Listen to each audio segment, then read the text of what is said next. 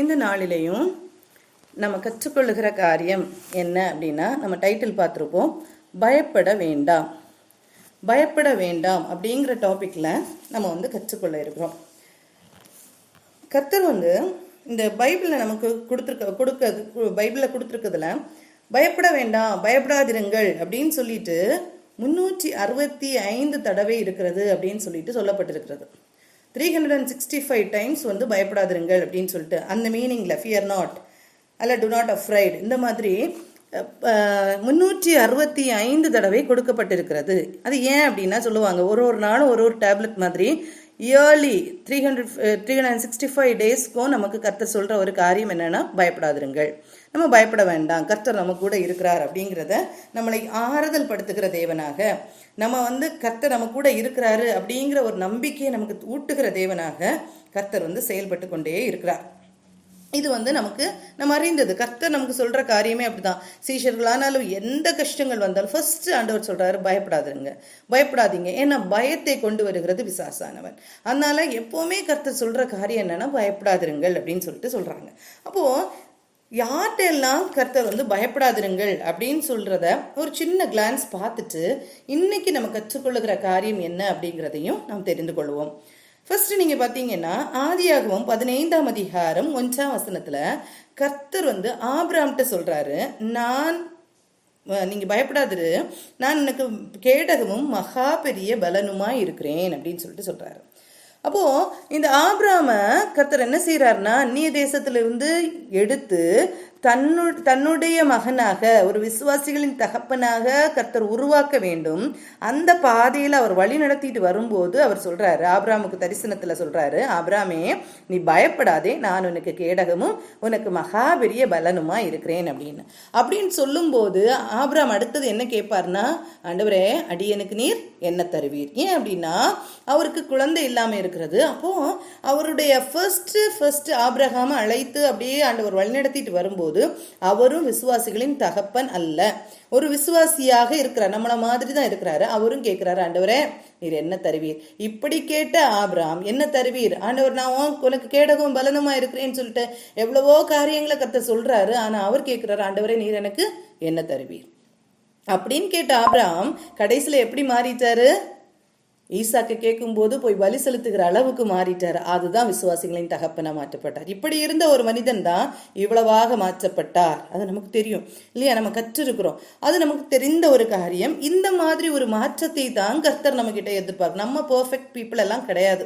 நம்மளையும் கர்த்தர் அப்படி கொண்டு வரும்போது இனிஷியலி நம்மளையும் அதான் இம்பர்ஃபெக்ட் பர்சன்ஸ் தான், நம்ம ஒண்ணுமே இல்லாதவங்க தான். ஆனாலும் கர்த்தர் என்ன செய்யறாங்கன்னா, நம்ம கர்த்தர் நம்ம பிடிக்கும் போது, நம்மளை கர்த்தர் ஒரு அவருடைய திட்டத்துக்குள்ளால கொண்டு வரும்போது, அந்த கடின பாடுகளின் வழியாக கொண்டு வரும்போது நாமும் என்ன செய்வோம்னா, ஒரு நாள் கர்த்தருடைய அந்த ரூபத்துக்கு ஏற்ற அவருக்கு ஒத்த அந்த சாயலாக நாம் மாற்றப்பட்டு கொண்டிருக்கிறோம். அதுக்காக தான் நம்ம அழைக்கப்பட்டு இருக்கிறோம் அப்படிங்கிறத நம்ம ஞாபகத்துல வச்சிருக்கணும். நம்ம யாரும் பெர்ஃபெக்ட் கிடையாது, நம்ம யாரும் பெர்ஃபெக்ட் இல்ல. we are moving on to perfection. அந்த பெர்ஃபெக்ஷனுக்காக நம்ம என்ன செய்துட்டு இருக்கோம்னா போயிட்டு இருக்கிறோம் அப்படிங்கறதான் அர்த்தம். அதே இது நீங்க பாத்தீங்கன்னா, அடுத்தது யோசுவா கிட்ட தனிப்பட்ட முறையில கர்த்தர் சொல்லுவாங்க. யோசுவா 8ஆம் அதிகாரம் 1ஆம் வசனத்துல சொல்லுவாங்க. யோசுவா 8ஆம் அதிகாரம் 1ஆம் வசனத்துல சொல்லுவாங்க, நீ பயப்படாமல் இரு, கலங்காமல் இரு அப்படின்னு சொல்லுவாங்க. எப்ப சொல்றாங்க அப்படின்னா, நீ பயப்படாம இரு, கலங்காம இரு அப்படின்னா, யோசுவா எரிகோ பட்டணம், பெரிய எரிகோ பட்டணத்தை வீழ்த்தியாச்சு. அந்த எரிகோ பட்டணத்தை வீழ்த்தின பிறகு அவர் என்ன செய்யறாருன்னா, ஆயிப்பட்டணத்தை ரொம்ப லகுவா வீழ்த்திடலான்னு கொஞ்சம் பேரா போறாங்க. அது சின்ன பட்டணம். அப்படி லகுவா போறாங்க. ஆனா என்ன செய்யறாங்க? தோத்து போயிடுறாங்க. அது காரணம் அங்க ஒருத்தன் செய்த ஒரு பாவம், ஆகான் அப்படிங்கிற ஒரு மனுஷன் செய்த ஒரு தவறுனால என்ன செய்யறாங்க? அவங்க தோத்து போறாங்க. இந்த இடத்துலதான் யோசுவா போய் கர்த்தருடைய பாதத்துல போய் விழுந்துடுறான். அப்போ இதுல இருந்து நம்ம கற்றுக்கொள்ளுகிறது, நம்ம எப்ப தோல்விக்குள்ளால போறோமோ நம்ம போய் கர்த்தர்கிட்ட கேட்கணும், என்ன ஆண்டவரே தப்பு நடந்துச்சு, என்ன தப்பு அப்படின்னு சொல்லிட்டு நம்ம கர்த்தர்கிட்ட கேட்கணும். அப்ப கர்த்தர் சொல்லுவார், நீ பயப்படாம இரு, நீ கலங்காம இரு அப்படின்னு சொல்லிட்டு காரியங்களை கர்த்தர் கற்று தருவார். நமக்கு தோல்விகள் உண்டா அப்படின்னு கேட்டா சில நேரத்துல நம்ம தோத்து போகிறது உண்டு. அது ஏன் தோத்து போகிறோம்னா, நாமோ நம் குடும்பத்தில் உள்ளவர்களோ இல்ல நம்ம என்ன பண்றோமோ அதுல இருக்கிற ஏதோ ஒரு ஆளு பிரச்சனையா இருப்பாங்க, ஏதோ ஒரு பிரச்சனை, அதை கர்த்தரிடத்துல இருந்து கேட்டு நம்ம சரி பண்ணும்போது அந்த காரியங்கள் என்ன செய்யும்னா நேர்த்தியாக நடக்கும் அப்படிங்கிறது நிச்சயம். சரியா? நம்ம இந்த காரியங்களை எல்லாம் நம்ம வந்து ஜஸ்ட் ஒரு கிளான்ஸ் பார்த்துட்டு கர்த்தர் இன்னைக்கு சொல்லுகிற என்ன காரியம் தான் நம்ம பார்க்க போறோம். அடுத்தது நம்ம பார்த்தோம்னா ஆகார் கிட்ட கர்த்தர் சொல்லுவாங்க. ஆதியாகமம் 21:17 அந்த வசனத்துல கர்த்தர் சொல்லுவாங்க, பயப்படாதே, பிள்ளை இருக்கும் இடத்திலே தேவன் அதன் சத்தத்தை கேட்டார். இப்போ ஆகார் வந்து அழுறாங்க. அப்போ ஆகாரையே உனக்கு என்ன சம்பவித்தது அப்படின்னு கேட்டுட்டு சொல்றாரு, நீ பயப்படாத, பிள்ளை இருக்கும் இடத்துல தேவன் அவன் சத்தத்தை கேட்டார் அப்படின்னு சொல்லிட்டு சொல்லப்பட்டிருக்கிறது. அப்போ இந்த காரியங்கள் எல்லாமே என்னன்னா தேற்றுகிற ஒரு தேவனாக கர்த்தர் என்ன செய்யறாருன்னா நமக்கு வெளிப்படுகிறார். தேற்றுகிற தேவனாக கர்த்தர் வெளிப்படுகிறார். அடுத்தது நீங்க பாத்தீங்கன்னா ஆதியாகமம் 26:24 எடுத்து பாருங்க. அங்க கர்த்தர் யார்கிட்ட பேசுவார்னா ஈசாக்கு கிட்ட பேசுவார். ஈசாக்கு பாருங்க, அங்க ஒரு துறவுகளை தோண்டுகிறான். ஏசேக்கு, சித்தனா, ரகபோத் இப்படின்னு சொல்லிட்டு நிறைய துறவுகள் தோண்டப்படுகிறது. இதெல்லாம் பெலிஸ்தியர்கள் என்ன செய்யறாங்கன்னா மூடி போடுறாங்க. ஏசேக்க மூடிட்டாங்க, சித்தனாவை மூடிட்டாங்க. ரகபோத்துல வரும்போது அவங்க மூடல, வாக்குவாதம் பண்ணல. இந்த நேரத்துல அவர் எங்க போறாருன்னா பெயர்சபாவுக்கு போறாரு. அந்த பெயர்சபாவுக்கு போன இடத்துல அங்க போகும்போது கர்த்தர் என்ன செய்யறாருன்னு பேசிட்டு சொல்றாரு, நீ பயப்படாத, நான் உன்னோட கூட இருந்து என் ஊழியக்காரனாகிய ஆபிரகாமின் நிமித்தம் உன்னை ஆசீர்வதித்து உன் சந்ததியை பெருக பண்ணுவேன், நீ என்ன செய்யாத, பயப்படாத அப்படின்னு சொல்லிட்டு சொல்றாரு. அப்போ எப்பவுமே கர்த்தர் வந்து தேற்றுகிற தேவனாக இருக்கிறாரு. நம்மை தேற்றுகிறவர், இன்றும் நம்மை தேற்றி கொண்டிருக்கிறது யாருதான்? கர்த்தர் தான் நம்மை தேற்றி கொண்டிருக்கிறார். எல்லா இடத்துலயும் கர்த்தர் பயப்படாதே அப்படின்னு சொல்றாரு. அதுக்கப்புறம் நீங்க பாத்தீங்கன்னா கர்த்தர் வந்து புதிய ஏற்பாட்டு காலத்திலையும் கர்த்தர் சொல்லுவாங்க பயப்படாத அப்படின்னு சொல்லுவாரு. அதையும் நம்ம 1-2 பார்த்துப்போம். நிறைய இடத்துல கர்த்தர் சொல்லுவாங்க. லூக்கா 5:12-13 அந்த வசனத்துல தூதன் வந்து சகரியா கிட்ட வந்து சொல்லுவாரு, நீ பயப்படாத, ஏன்னா அந்த இடத்துல அவர் பயருவார். அவர் வந்து அந்த தூபம் காட்டி கொண்டு இருக்கிறாரு. தூதன் அங்க வர்றாரு. பார்த்தோன்னே அவர் கலங்கி போன உடனே சொல்றாரு, நீ பயப்படாத, உன் வேண்டுதல் கேட்கப்பட்டது, உனக்கு என்ன செய்வேன், யோவான் அப்படின்னு சொல்லிட்டு ஒரு பிள்ளைய தரப்போறேன் அப்படின்னு சொல்லிட்டு சொல்றாரு. சரியா? இப்படி கர்த்தர் வந்து தேற்றுகிற தேவனாக, கலங்குற நேரத்துல கர்த்தர் வந்து என்ன செய்யறாருன்னா தேற்றுகிற தேவனாக கர்த்தர் இருந்து கொண்டுதான் இருக்கிறாரு.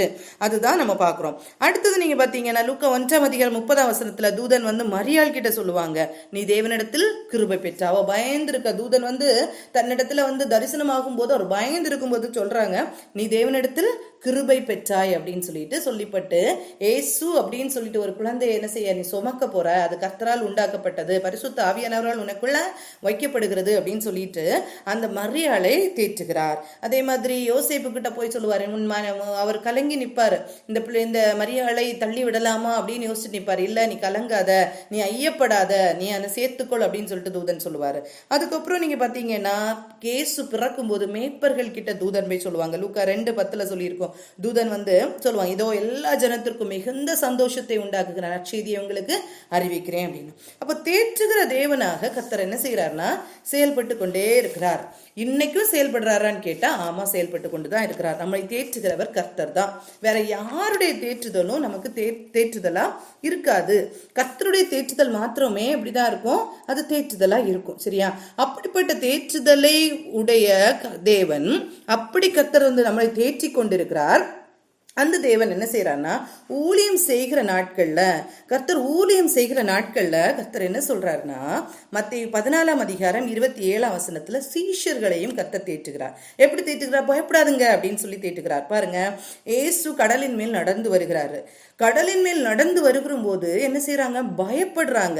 சீஷர்கள் பயப்படுறாங்க, இது ஆவேசம் அப்படின்னு நினைச்சிட்டு பயப்படுறாங்க. அப்ப சொல்றாங்க, இல்ல நான் தான் வந்திருக்கேன் அப்படின்னு சொல்லிட்டு என்ன செய்யறாங்க? கர்த்தர் படகுல ஏறி அந்த காற்றையும் கடலையும் அமர்த்தி அவர்கள் என்ன செய்யறாரு?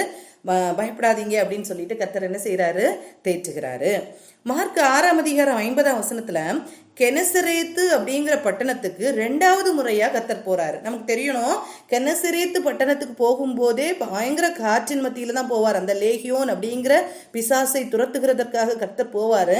அந்த இடத்துல போய் லேகியோன் என்ற பிசாசு பிடித்த மனிதனை துரத்தி விட்ட பிறகு, அந்த பிசாசை துரத்தின பிறகு அந்த மனுஷன் சொல்லுவான், ஆண்டவரே நான் உங்க கூட வந்துடுவா, இயேசுவே நான் உங்க கூட வந்துடுறேன் அப்படின்னு சொல்லுவான். இல்ல நீ போய் என்ன செய், நற்செய்தியே சொல்லு.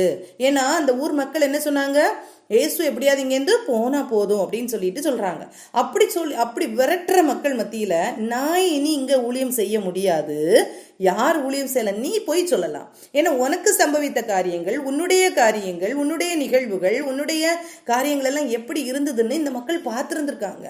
ஸோ நீ போய் அவங்க கிட்ட சொல்லும் போது அவங்க என்ன செய்வாங்க, அக்செப்ட் பண்ணிப்பாங்க. அதனால நீ போய் சொல்லு அப்படின்னு சொல்லிட்டு யாரை விடுறாரு, இந்த இந்த மனுஷனை அங்கேயே விட்டுட்டு போறாரு.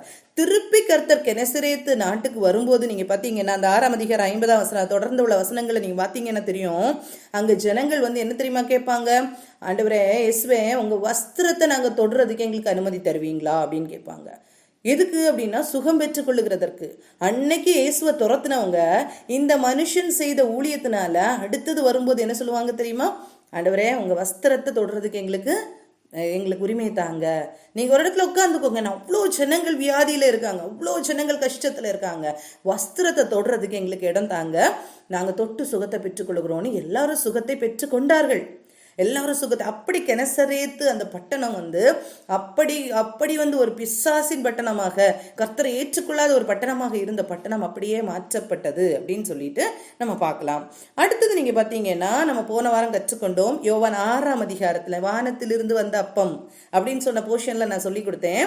அந்த 5 அப்பத்தையும் 2 மீனையும் சாப்பிட்டு 5000 பேர் திருப்தி அடைந்த பிறகு என்ன செய்யறாங்கன்னா படகுல ஏறி சீஷர்கள் வந்தாங்க. இயேசு என்ன செய்தாங்கன்னா, இந்த அற்புதம் நடந்ததுனால இயேசுவை என்ன செய்தாங்க, ராஜா வைக்கிடலாம் அப்படின்னு சொல்லிட்டு இயேசுவை பிடிக்கலான்ட்டு வருவாங்க.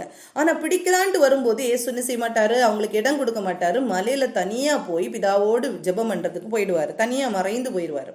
அதுக்கப்புறம் இந்த சீஷர்கள் அப்படி தண்டு வலித்து அவங்க அடுத்த கரைக்கு வரும்போது, திபேரியா அந்த சைட்ல வரும்போது பயங்கர அலைக்கழிக்கப்படுது, அந்த அலைகள் அதிகமாக வரும்போது இயேசு என்ன செய்யறாரு, நடந்து வந்து படகுல ஏறிக்கொள்ளுகிறார். அவங்க பயந்தாங்க, பயப்படாதீங்க அப்படின்னு சொல்லி படகுல ஏறுறாரு. உடனே கரையை சேர்ந்தது, அந்த பக்கத்துல போய் என்ன செய்யறாங்க, சேர்ந்துடுறாங்க அப்படின்னு சொல்லிட்டு நம்ம கற்றுக்கொண்டோம். இப்போ எல்லா காரியத்திலையும் ஊழியம் செய்த நாட்கள்லயும் கர்த்தர் என்ன செய்தாங்கன்னா, பயப்படாதீங்கன்னு சொல்லி சீஷர்களை தேற்றினார். சரியா? இன்னும் நீங்க பாத்தீங்கன்னா கர்த்தர் இன்னொரு காரியம் சொல்லுவாங்க, யாருக்கெல்லாம் பயப்பட வேண்டாம் அப்படின்னு சொல்லுவாங்க.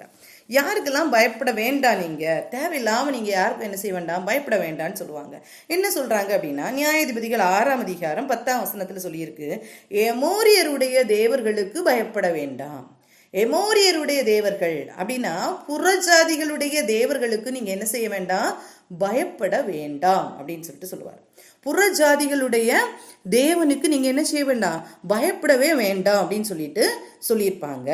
அப்போ இதே மாதிரி தான் கர்த்தர் சொல்லுவாங்க 2 ராஜாக்கள் 17ஆம் அதிகாரம் 37ஆம் வசனத்துல, அந்நிய தேவர்களுக்கு நீங்க பயப்பட வேண்டாம், எந்த அந்நிய தேவர்களுக்கும் நீங்க என்ன செய்ய வேண்டாம், பயப்பட வேண்டாம் அப்படின்றது கர்த்தர் சொல்லியிருக்காங்க.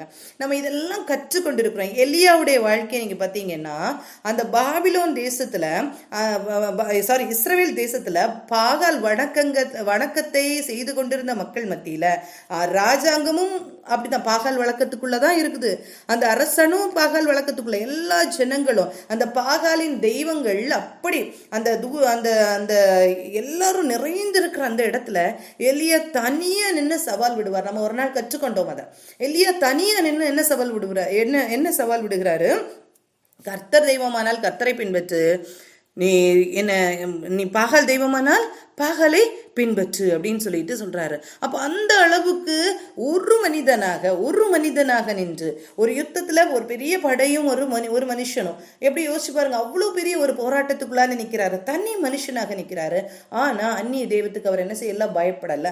இந்த பயம் எப்ப தெரியுமா வராது, இந்த பயம் வராது, நாம் கர்த்தரை முழுமையாக விசுவாசிக்கும் போது இந்த பயம் நமக்கு வராது. இல்லைன்னா இந்த பயத்துக்கு நம்ம என்ன செய்ய முடியாது, நம்ம நிக்க முடியாது. சரியா? இந்த பயம் சும்மா நம்ம யாரையும் பார்த்து பயப்பட வேண்டாம் அப்படின்னு சொன்னா எல்லாம் நம்ம பயப்படாம இருக்க முடியாது, தானா பயம் வரும். ஆனா கர்த்தரை குறித்த நம்பிக்கை உறுதியாக இருக்குமானால், கர்த்தரை குறித்த அந்த நம்பிக்கை நம்ம கிட்ட உறுதியாக இருக்குமானால், அந்த ஸ்டெடியா கர்த்தர் தான் அப்படின்னு சொல்லிட்டு இருக்குமானால் நமக்கு இந்த நம்பிக்கை இருக்கும். ஒரு எலிசா தீர்க்கதரிசியை பாருங்க, நாகமான் வராரு, குஷ்டரோகி, லெட்டர்லாம் வாங்கிட்டு வராரு. அவர் என்ன நினைச்சிட்டு வராரு, இங்க என்ன தொட்டு சுகம் தருவாங்க, ஏன்னா நான் படைத்தளபதி, நான் பெரிய படைத்தலைவன், அதனால கண்டிப்பா இப்படி சுகம் தருவாங்க, இப்படி எல்லாம் நினைச்சிட்டு வராரு. ஆனா இவர் என்ன சொன்னாரு, போ, அந்த நதியில போய் என்ன செய், முங்கிட்டு போ. எவ்வளோ அந்த அதிகாரங்களுக்கும் பயப்படாதபடிக்கு, அதிகாரங்களுக்கு அடங்கி இருங்கள், ஓகே. ஆனா ஏன் கர்த்தருடைய பிரசன்னத்துக்கு முன்னால நிற்கும் போது அதிகாரங்களும் அது ஏன் அப்படி செய்தார்னா, அது அந்நிய தேவன், அந்நிய தேவ வணக்கத்துல உள்ளவர்கள், இங்கேயும் தேவன் இருக்கிறார் அப்படின்னு அவங்க பார்க்கட்டும் அப்படின்னு சொல்லிட்டு தான் என்ன செய்யறாரு, அந்த காரியத்தை செய்கிறாரு. நமக்கு தெரிந்த காரியம். தானியல் நமக்கு தெரியும், கர்த்தருக்காக எவ்வளவு நின்னார். அந்நிய தேசத்துல, பாபிலோன் தேசத்துல போய் கர்த்தருக்காக நிற்கிறார். இன்னைக்கும் பாருங்க, எத்தனை பேர் அந்நிய தேசத்துல போய் வேலைக்காகவும் நிறைய காரியத்துக்காகவும் அந்நிய தேசத்துல போகிறோம்.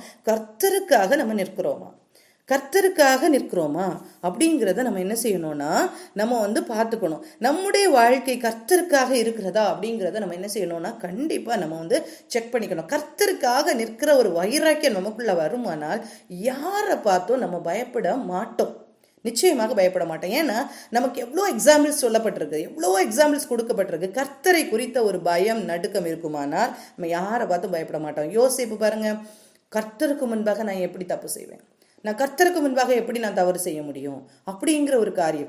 எல்லாரும் கர்த்தரை முன்னிறுத்தி தான் இந்த காரியத்துல ஜெயிச்சாங்களே தவிர மற்ற மாதிரி நிற்கவே முடியாது. ஒரு தாவீதை பாருங்க, தாவீது கோலியாத் எப்படி நின்னாரு. சேனைகளின் கர்த்தர், நம்முடைய சேனைகளின் கர்த்தரை நிந்திக்கிறான் இவன், சேனைகளின் கர்த்தரை இவன் நிந்திக்கிறதுக்கு யாரு அப்படின்னு சொல்லிட்டு தான் அவருக்கு என்ன செய்யுது, கோபம் வருது. இப்படி கர்த்தரை குறித்த ஒரு வைராக்கியம் நமக்குள்ளால இருக்குமானால் நம்ம என்ன செய்ய மாட்டோம் தெரியுமா, அந்நிய தேவர்களை பார்த்தோ, அந்நிய காரியங்களை பார்த்தோ, மனுஷர்களை பார்த்தோ நாம் பயப்படவே மாட்டோம். ஏன்னா நமக்குள்ள இருக்கிறவர் கர்த்தர் அப்படிங்கிற ஒரு ஸ்ட்ராங்னஸ் நமக்குள்ளால இருக்கணும். இது ஒரு மேட்டிமையான காரியம் அல்ல, அதையும் நம்ம திங்க் பண்ணிக்கணும். என் கூட கர்த்தர் இருக்கிறாரு அப்படின்னு சொல்லிட்டு ஒரு மேட்டிமை நமக்குள்ளால வந்துடக்கூடாது. நம்ம செக் பண்ணணும், நம்ம ஏன் ஆராய்ந்து பார்க்கணும். எப்போதும் கர்த்தர் நம்முடைய கிரியைகள், நம்முடைய காரியங்கள் கர்த்தருக்கு உகந்ததாக இருக்குதா அப்படிங்கிறத நம்ம என்ன செய்யணும்னா செக் பண்ணிக்கணும். அப்படி செக் பண்ணாம நம்ம அப்படியே போயிட்டோம்னா என்ன ஆயிடும்னா நம்மவே தப்புல போய் விழுந்துருவோம். அப்படிதான் இன்னைக்கு நிறைய பேர் என்ன செய்யறாங்கன்னா விழுந்து போகிற சூழ்நிலைகள் உண்டு. அப்படி இல்லாதபடிக்கு நம்மே ஆராய்ந்து பார்த்து, அந்த ஆராய்ந்து பார்த்தல் அப்படின்னு உள்ளது கண்டிப்பா நம்ம ஆராய்ந்து பார்த்தால் நாம் நியாயம் தீர்க்கப்படுவோம் அப்படின்னு வசனம் சொல்லுது இல்லையா. அப்போ நம்ம ஒரு நாள் நம்ம ஆராய்ந்து பார்க்கணும். நம்ம ஒவ்வொரு அடி எடுத்து வைக்கும் போதும் இது கர்த்தருக்கு பிரியமானதா, அது ஸ்டார்டிங் முதல் எண்டிங் வரைக்கும் நம்ம அப்படிதான் இருக்கணும். அப்படி இருந்தா மாத்திரமே, கர்த்தருடைய பலத்த கரத்துக்குள்ளால இருந்தா மாத்திரமே நம்ம என்ன செய்ய முடியும், நம்ம மற்றவர்களுக்கு தீமையான காரியங்களுக்கு, தீமையான மனுஷர்கள்லாம் மனுஷர்கள் அல்ல, அவர்களுக்குள்ளால செயல்படுகிற தீமையான சக்திகளுக்கு நம்ம என்ன செய்ய மாட்டோம்னா பயப்பட மாட்டோம் அப்படின்னு சொல்லியிருக்காரு. இன்னும் கர்த்தர் என்ன சொல்றாரு, ஏன் பயப்பட வேண்டாம் அப்படின்னு சொல்றாரு. இந்த இஸ்ரவேல் ஜனங்க கிட்ட கர்த்தர் சொல்றாரு, நீங்க பயப்படாதீங்க. உபாகமம் 1 அதிகாரம் 21 வசனம். உபாகமம் 1 அதிகாரம் 21 வசனத்தை எடுத்துக்கொள்வோம். அந்த வசனத்துல சொல்லப்பட்டிருக்கும் பாருங்க, தேசம் உனக்கு முன்பாக இருக்கிறது. அந்த வசனத்தில் சொல்லியிருக்கோம், என்ன சொல்லியிருக்கு, இதோ உன் தேவனாகிய கர்த்தர் அந்த தேசத்தை உனக்கு முன்பாக வைத்திருக்கிறார், உன் பிதாக்களுடைய தேவனாகிய கர்த்தர் உனக்கு சொன்னபடியே நீ போய் அதை சுதந்திரித்துக்கொள், பயப்படாமலும் கலங்காமலும் இரு. நீ என்ன செய், அந்த தேசத்தை சுதந்திரித்துக்கோ, நீ பயப்படாம கலங்காம இரு. கர்த்தர் சொல்லியாச்சுன்னா அந்த காரியத்தை செய்யணும். ஆனா அவங்க என்ன செய்வாங்க தெரியுமா, அடுத்தது நீங்க ரீட் பண்ணீங்கன்னா தெரியும், உபாகம் 1 அதிகாரம் தொடர்ந்த வசனங்களை நீங்க ரீட் பண்ணீங்கன்னா தெரியும். அவங்க என்ன செய்வாங்க தெரியுமா, வேவு பார்க்கறதுக்கு நம்ம போமா, நம்மளால இது முடியுமா அப்படிங்கிறத பார்க்கறதுக்கு ஆட்களை அனுப்புவோமா அப்படின்னு சொல்லி தங்களுக்கு மேல தாங்களே என்ன செய்துட்டாங்கன்னா பாரத்தை அள்ளி வச்சுட்டாங்க. கர்த்தர் சொல்றாரு, நீ போ, நான் பாத்துக்கிறேன், நீ பயப்படாத, நீ கலங்காத, நீ போ, நான் பாத்துக்கிறேன் அப்படின்னு சொல்றாரு. ஆனா இவங்க என்ன செய்யறாங்கன்னா அப்படியே என்ன செய்யறாங்க, அப்பொழுது நீங்கள் எல்லாரும் என்னிடத்தில் நமக்காக அந்த தேசத்தை சோதித்து பார்க்கவும், நான் இன்ன வழியே அதில் சென்று என்ன பட்டணத்துக்கு போகலாம் என்று நமக்கு மறுசெய்தி கொண்டவும் நமக்கு முன்பாக மனிதரை அனுப்புவோம் என்றீர்கள், அதனாலதான் நான் அனுப்புறேன் அப்படின்னு சொல்லிட்டு மோசே சொல்றாரு. அப்போ இப்படிப்பட்ட ஒரு காரியம் கர்த்தர் போய் நீ அதை சுதந்திரித்து கொள்ளு அப்படின்னு சொன்னா நம்ம கேட்கணும். அப்படி கேட்காதபடிக்கு நம்முடைய சுய புத்தியில போனோம்னா, நம்முடைய அதான் வசனம் சொல்லணும்ல நீதிமொழிகள்ல, சுய புத்தியின் மேல் சாராமல், அது கொஞ்சம் கடினமா இருக்கும், அது எப்படி நடக்கும் அப்படின்னு இருக்கும். ஆனா கர்த்தர் சொல்லியாச்சுன்னா அது நடக்கும். இந்த காரியத்தை அவங்க விட்டு போய் அவங்க வேவு பார்க்க போறாங்க. அங்கதான் அவங்களுக்கு என்ன தண்டனை வருது, 40 வருஷம் நீ நடந்துட்டு வா, யாரெல்லாம் பார்த்து பயப்பட்டியோ அவங்களை எல்லாரும் அழித்து போட்டுக்கிற வரைக்கும் நீ நட. என்னடா நீ திரும்பி வரும்போது யுத்தம் பண்றதுக்கு யாரும் இருக்க மாட்டாங்க, நீ வா அப்படின்னு சொல்லிட்டு என்ன செய்யறாரு கர்த்தர் 40 வருடம் அவங்களுக்கு கொடுக்குறாரு. இது அவங்களே அவங்க தலையில எடுத்து போட்ட காரியம். கர்த்தர் என்ன செய்யறாங்க, நீ போய் சுதந்திரத்துக்கொள் அப்படின்னு சொல்ற. அதே மாதிரிதான் கர்த்தர் என்ன சொல்றாங்கன்னா, நீ பயப்படாம இன்னைக்கும் கர்த்தர் சொல்றாரு, நான் உனக்காக இருக்கிறேன், நான் உனக்காக இருக்கிறேன், பயப்படாம என்ன செய், என்னையே பற்றிக்கொள் அப்படின்னு சொல்லிட்டு கர்த்தர் சொல்றாரு. என்னையே பற்றிக்கொள் அப்படின்னு சொல்றாரு. ஆனா நம்முடைய காரியங்கள் எப்படி இருக்கிறது, நம்ம எப்படி இருக்கிறோம் அப்படிங்கிறத நம்ம பார்த்துக்கொள்வோம். இன்னொன்னு கர்த்தர் சொல்றாரு, நீங்க பயப்படாம இருக்கணும் அப்படின்னா உங்களை திடப்படுத்தி கொள்ளுகிறதுக்கு சில காரியங்களை கர்த்தர் சொல்றாரு. நாம பயப்படாம இருக்கணும்னா நம்மளையே நம்ம என்ன செய்யணும், திடப்படுத்தி கொள்ளணும் இல்லையா? அப்போ உபாகமம் 7ஆம் அதிகாரம் 18, 19 இந்த வசனத்துல சொல்லியிருக்கோம் பாருங்க. உன் தேவனாய கர்த்தர் பார்வோனுக்கும் எகிப்தியர் யாவருக்கும் செய்ததையும் உன் கண்கள் கண்ட பெரிய சோதனைகளையும் அடையாளங்களையும் அற்புதங்களையும் உன் தேவனாய கர்த்தர் உன்னை புறப்பட பண்ண காண்பித்த பலத்த கையையும் ஓங்கிய புயத்தையும் நன்றாய் நினைத்து அவர்களுக்கு பயப்படாது. என்ன செய்யாத, பயப்படாத. எதை நினைத்து பயப்படாம இரு, கர்த்தர் இவ்வளோ பெரிய காரியங்கள் எல்லாம் செஞ்சிருக்காரே என் வாழ்க்கையில, இனியும் செய்வார் அப்படிங்கிற நம்பிக்கையை பெற்றுக்கொண்டு நீ என்ன செய், பயப்படாம இரு. நீ உபாகமம் ஸ்டார்டிங்ல அந்த வசனங்களை நீங்க பாத்தீங்கன்னா, உபாகமம் 7ஆம் அதிகாரம் 6ஆம் வசனத்துல எல்லாம் சொல்லியிருக்கோம், நீ உன் தேவனாகிய கர்த்தருக்கு பரிசுத்த ஜனம், பூச்சகரத்தில் உள்ள எல்லா ஜனங்களிலும் உன் தேவனாகிய கர்த்தர் உன்னை தமக்கு சொந்தமாய் இருக்கும்படி தெரிந்து கொண்டார். ஏன் தெரிந்து கொண்டார் அப்படின்னா, சகல ஜனங்களிலும் நீ திரட்சியான ஜனம் என்று கர்த்தர் உன் பேரில் அன்பு வைத்து உங்களை தெரிந்து கொள்ளவில்லை, நீங்கள் சகல ஜனங்களிலும் கொஞ்சமா இருக்கிறீர்கள், நீங்க கொஞ்சம் ஜனங்களா இருந்தீங்க, அதனால நான் உங்களை தெரிந்து கொண்டேன் அப்படின்னு சொல்லிட்டு சொல்றாரு. நீ கொஞ்சம் ஜனமா இருந்தீங்க, நான் வந்து தெரிந்து கொண்டேன் அப்படின்னு சொல்றாரு. அப்போ கர்த்தர் தெரிந்து கொண்ட காரியத்தையும் அங்க சொல்றாரு. அதே நேரத்துல எப்படியெல்லாம் கர்த்தர் வழி நடத்திட்டு வந்தாரோ இந்த காரியங்கள் எல்லாம் நினைத்து என்ன செய்யாதீங்க, நீங்க பயப்படாதீங்க அப்படின்னு சொல்றாரு. இன்னும் நிறைய வசனங்களை பார்க்கலாம். இந்த வசனத்துல எல்லாம் கர்த்தர் சொல்லியிருப்பாரு. உபாகமம் 20ஆம் அதிகாரம் 1ஆம் வசனம் இந்த வசனத்துல சொல்லியிருப்பாங்க. உபாகமம் 20ஆம் அதிகாரம் 1ஆம் வசனம், நீ உன் சத்துருக்களுக்கு எதிராக யுத்தம் செய்ய புறப்பட்டு போகையில் குதிரையையும் ரதங்களையும் முன்னிடத்தில் பெரிய கூட்டமாகிய ஜனங்களையும் கண்டால் அவர்களுக்கு பயப்படாயாக, உன்னை எகிப்து தேசத்திலிருந்து புறப்பட பண்ண உன் தேவனாகிய கர்த்தர் உன்னோடே இருக்கிறார். கர்த்தர் உன் கூட இருக்கிறாரு, நீ என்ன செய்யாத, பயப்படாத. அப்போ கர்த்தர் செய்த நன்மைகள் எத்தனையோ உண்டு நமக்கு. இந்த காரியங்கள் எல்லாம் நினைத்து நினைத்து ஒவ்வொரு இடத்துலையும் கர்த்தர் தாண்டி வர செஞ்சிருக்கிறாருன்னா அது கர்த்தருடைய கிருபை மாத்திரம்தான். இதை நம்ம புரிந்து கொண்டவர்களா இருப்போமானால் உண்மையாக கர்த்தருக்கு நம்ம நன்றி சொல்லுவோம். எத்தனையோ கர்த்தர் எல்லாருக்கும் நன்மை செய்கிறார், ஆனா புரிந்து கொண்டவர்கள் எத்தனை பேருன்னா கொஞ்சம் பேர் தான். கர்த்தர் எல்லாருக்கும் நன்மை செய்கிறார், ஆனா புரிந்து கொண்டவர்கள் கொஞ்சம். மற்றவங்க என்ன சொல்லுவாங்க, எல்லாருக்கும் நடக்கிறது மாதிரி எப்படியோ நடக்குது, ஆனா கர்த்தர் தான் இதை செஞ்சாங்கன்னு புரிந்து கொண்டவர்கள் கண்டிப்பா கர்த்தரை துதிக்க முடியும். அப்படி சொல்லிட்டு என்ன செய்யறாரு, கர்த்தர் சொல்றாரு. இன்னும் கர்த்தர் சொல்றாரு, ஏசாயா 41:13 உன் வலது கையை பிடிச்சு நான் என்ன செய்வேன், நடத்துவேன் அப்படின்னு சொல்லிட்டு கர்த்தர் என்ன செய்யறாருன்னா, இந்த பயப்பட வேண்டாம், நீங்க பயப்படாதீங்க அப்படின்னு சொல்லிட்டு நிறைய காரியத்தை கர்த்தர் வந்து சொல்லிக்கொண்டே இருக்கிறாரு. இவ்வளவு சொன்ன தேவன் இன்னைக்கு நம்ம என்ன கற்றுக்கொள்ள போறோம், எதுக்காக நம்ம பயப்பட வேண்டாம் அப்படின்னு சொல்லிட்டு கர்த்தர் சொல்ற ஒரு காரியத்தை நம்ம என்ன செய்யணும்னா இன்னைக்கு கற்றுக்கொள்ள இருக்கிறோம். நம்ம இவ்வளோ காரியங்கள் நம்ம பார்த்தோம். எல்லா இடத்துலையும் கர்த்தர் ஆற்றுகிறவராகவும் தேற்றுகிறவராகவும் எல்லா இடத்துலையும் நம்மளை கம்ஃபர்ட் பண்ற தேவனாகவும் விடுவிக்கிற தேவனாகவும் கர்த்தர் இருந்தார். அதை நம்ம பார்த்தோம். அப்படி இருக்கும்போது இந்த இடத்துல கர்த்தர் என்ன சொல்ல போறார், இனி யாருக்கு என்ன சொல்ல போறார் அப்படிங்கிறது தான் நம்ம கற்றுக்கொள்ள இருக்கிறோம். மத்தேயு 9ஆம் அதிகாரத்தை எடுத்து வைத்துக் கொள்ளுவோம். மத்தேயு 9ஆம் அதிகாரம். இந்த மத்தேயு 9ஆம் அதிகாரத்தை நம்ம எடுத்து வைத்து கொண்டோமானால் அதுல என்ன சொல்லியிருக்கோம்னா, நிறைய அற்புதங்களை கர்த்தர் செஞ்சிருப்பாங்க. இயேசு வந்து இந்த உலகத்துல ஊழியம் செய்த அந்த நாட்கள்ல இயேசு வந்து அநேக அற்புதங்கள் அடையாளங்களை அந்த இடத்துல செஞ்சிருப்பாங்க. இந்த 9ஆம் அதிகாரம் 9ஆம் வசனத்துல கர்த்தர் வந்து சீஷர்களை, ஒரு சீஷன் மத்தேயுவை என்ன செய்யறாரு, செலக்டும் பண்றாரு. அந்த இடத்துல மத்தேயுவை செலக்ட் பண்றாங்க. அப்படிப்பட்ட அந்த நாட்கள்ல அதுக்கப்புறம் கர்த்தர் என்ன செய்யறாங்கன்னா, அந்த சூழ்நிலையில அப்ப சீஷர்களை எல்லாம் வந்து தனக்காக சீஷர்கள் அப்படின்னு நியமித்து கொண்டிருக்கிற அந்த நாட்கள்ல கர்த்தர் வந்து நிறைய அற்புதங்கள் அடையாளங்கள் இந்த காரியங்கள் எல்லாம் என்ன செய்யறாங்கன்னா மக்கள் பார்க்குறாங்க, மக்கள் பெற்றுக்கொள்ளுகிறாங்க. இந்த மிராக்கிள்ஸ் எல்லாம் பண்ணிட்டு வரும்போது கர்த்தர் வந்து 35ஆம் வசனத்துலேருந்து நம்ம பார்ப்போம். மத்தேயு 9:35 வசனம். பின்பு இயேசு சகல பட்டணங்களையும் கிராமங்களையும் சுற்றி நடந்து ஜெபாலயங்களில் உபதேசித்து ராஜ்யத்தின் சுவிசேஷத்தை பிரசங்கித்து ஜனங்களுக்கு உண்டாயிருந்த சகல வியாதிகளையும் சகல நோய்களையும் நீக்கி அவர்களை சுஸ்தமாக்கினார். இப்ப என்ன செய்யறாரு, இயேசு சகல பட்டணங்களுக்கும் நடந்தாரு. நடந்து போய் என்ன சொல்றாங்க, ஜெப ஆலயத்தில் உபதேசித்து எதை அறிவித்தார்? ராஜ்யத்தின் சுவிசேஷத்தை அறிவித்தார். பரலோக ராஜ்யம் சமீபமா இருக்கிறது. பரலோக ராஜ்யத்தின் அந்த சுவிசேஷத்தை, அந்த காஸ்பல் என்ன செய்யறாங்க? சொல்றாங்க. சொல்லிட்டு என்ன சொல்றாங்கன்னா, அங்க உண்டாயிருக்கிற சகல வியாதிகளையும் சகல நோய்களையும் நீக்கி அவர்களை சொஸ்தமாக்கினார். எல்லா நோய்களும் எல்லா வியாதிகளையும் கர்த்தர் நீக்கிறாரு. இயேசு அந்த இடத்துல என்ன செய்யறாருன்னா விடுதலை கொடுக்கிறாரு. கொடுத்துட்டு அவர் திரளான ஜனங்களை கண்டபோது அவர்கள் மேய்ப்பனில்லாத ஆடுகளைப் போல தொய்ந்து போனவர்களும் சிதறப்பட்டவர்களுமாய் இருந்தபடியால் அவர்கள் மேல் மனதுருகி. இந்த ஜனங்கள் எப்படி இருக்காங்க? எல்லா ஜனங்களும் வியாதிப்பட்டு கஷ்டத்திலையும் நெருக்கத்திலையும் இருக்கிறாங்க. இந்த ஜனங்கள் இப்படி இருக்கும்போது அவருக்கு என்ன வருதுன்னா, ரொம்ப ஒரு பாரம் வருது. இந்த ஜனங்களுக்கு விடுதலை கொடுக்கிறார். ஆனா இந்த ஜனங்கள் விடுதலை பெற்றுக்கொண்ட பிறகு இந்த ஜனங்களுடைய ஆத்துமாக்களை நடத்துகிறதற்கு ஆள் இல்லை, இந்த ஆத்துமாக்களை நடத்தி செல்லுகிறதற்கு மேய்ப்பன் இல்லை அப்படின்னு சொல்லிட்டு கர்த்தர் மனதுருகுகிறார். கர்த்தர் ஊழியம் செய்தார். இயேசு ஊழியம் செய்த அந்த நாட்கள்ல நிறைய பேர் கர்த்தர்கிட்டேருந்து என்ன இயேசுகிட்டேருந்து சுகத்தை பெற்றுக்கொண்டாங்க. பிசாசுகள் எல்லாம் விரட்டினாங்க, எல்லாம் பெற்றுக்கொண்டாங்க. ஆனா இந்த ஜனங்களை பார்க்கும்போது கர்த்தர் இயேசுக்கு என்ன செய்யுதுன்னா மனதுருக்கம் வருது. மனதுருக்கி என்ன சொல்றான்னா, தம்முடைய சீஷர்களை நோக்கி என்ன சொல்றாரு?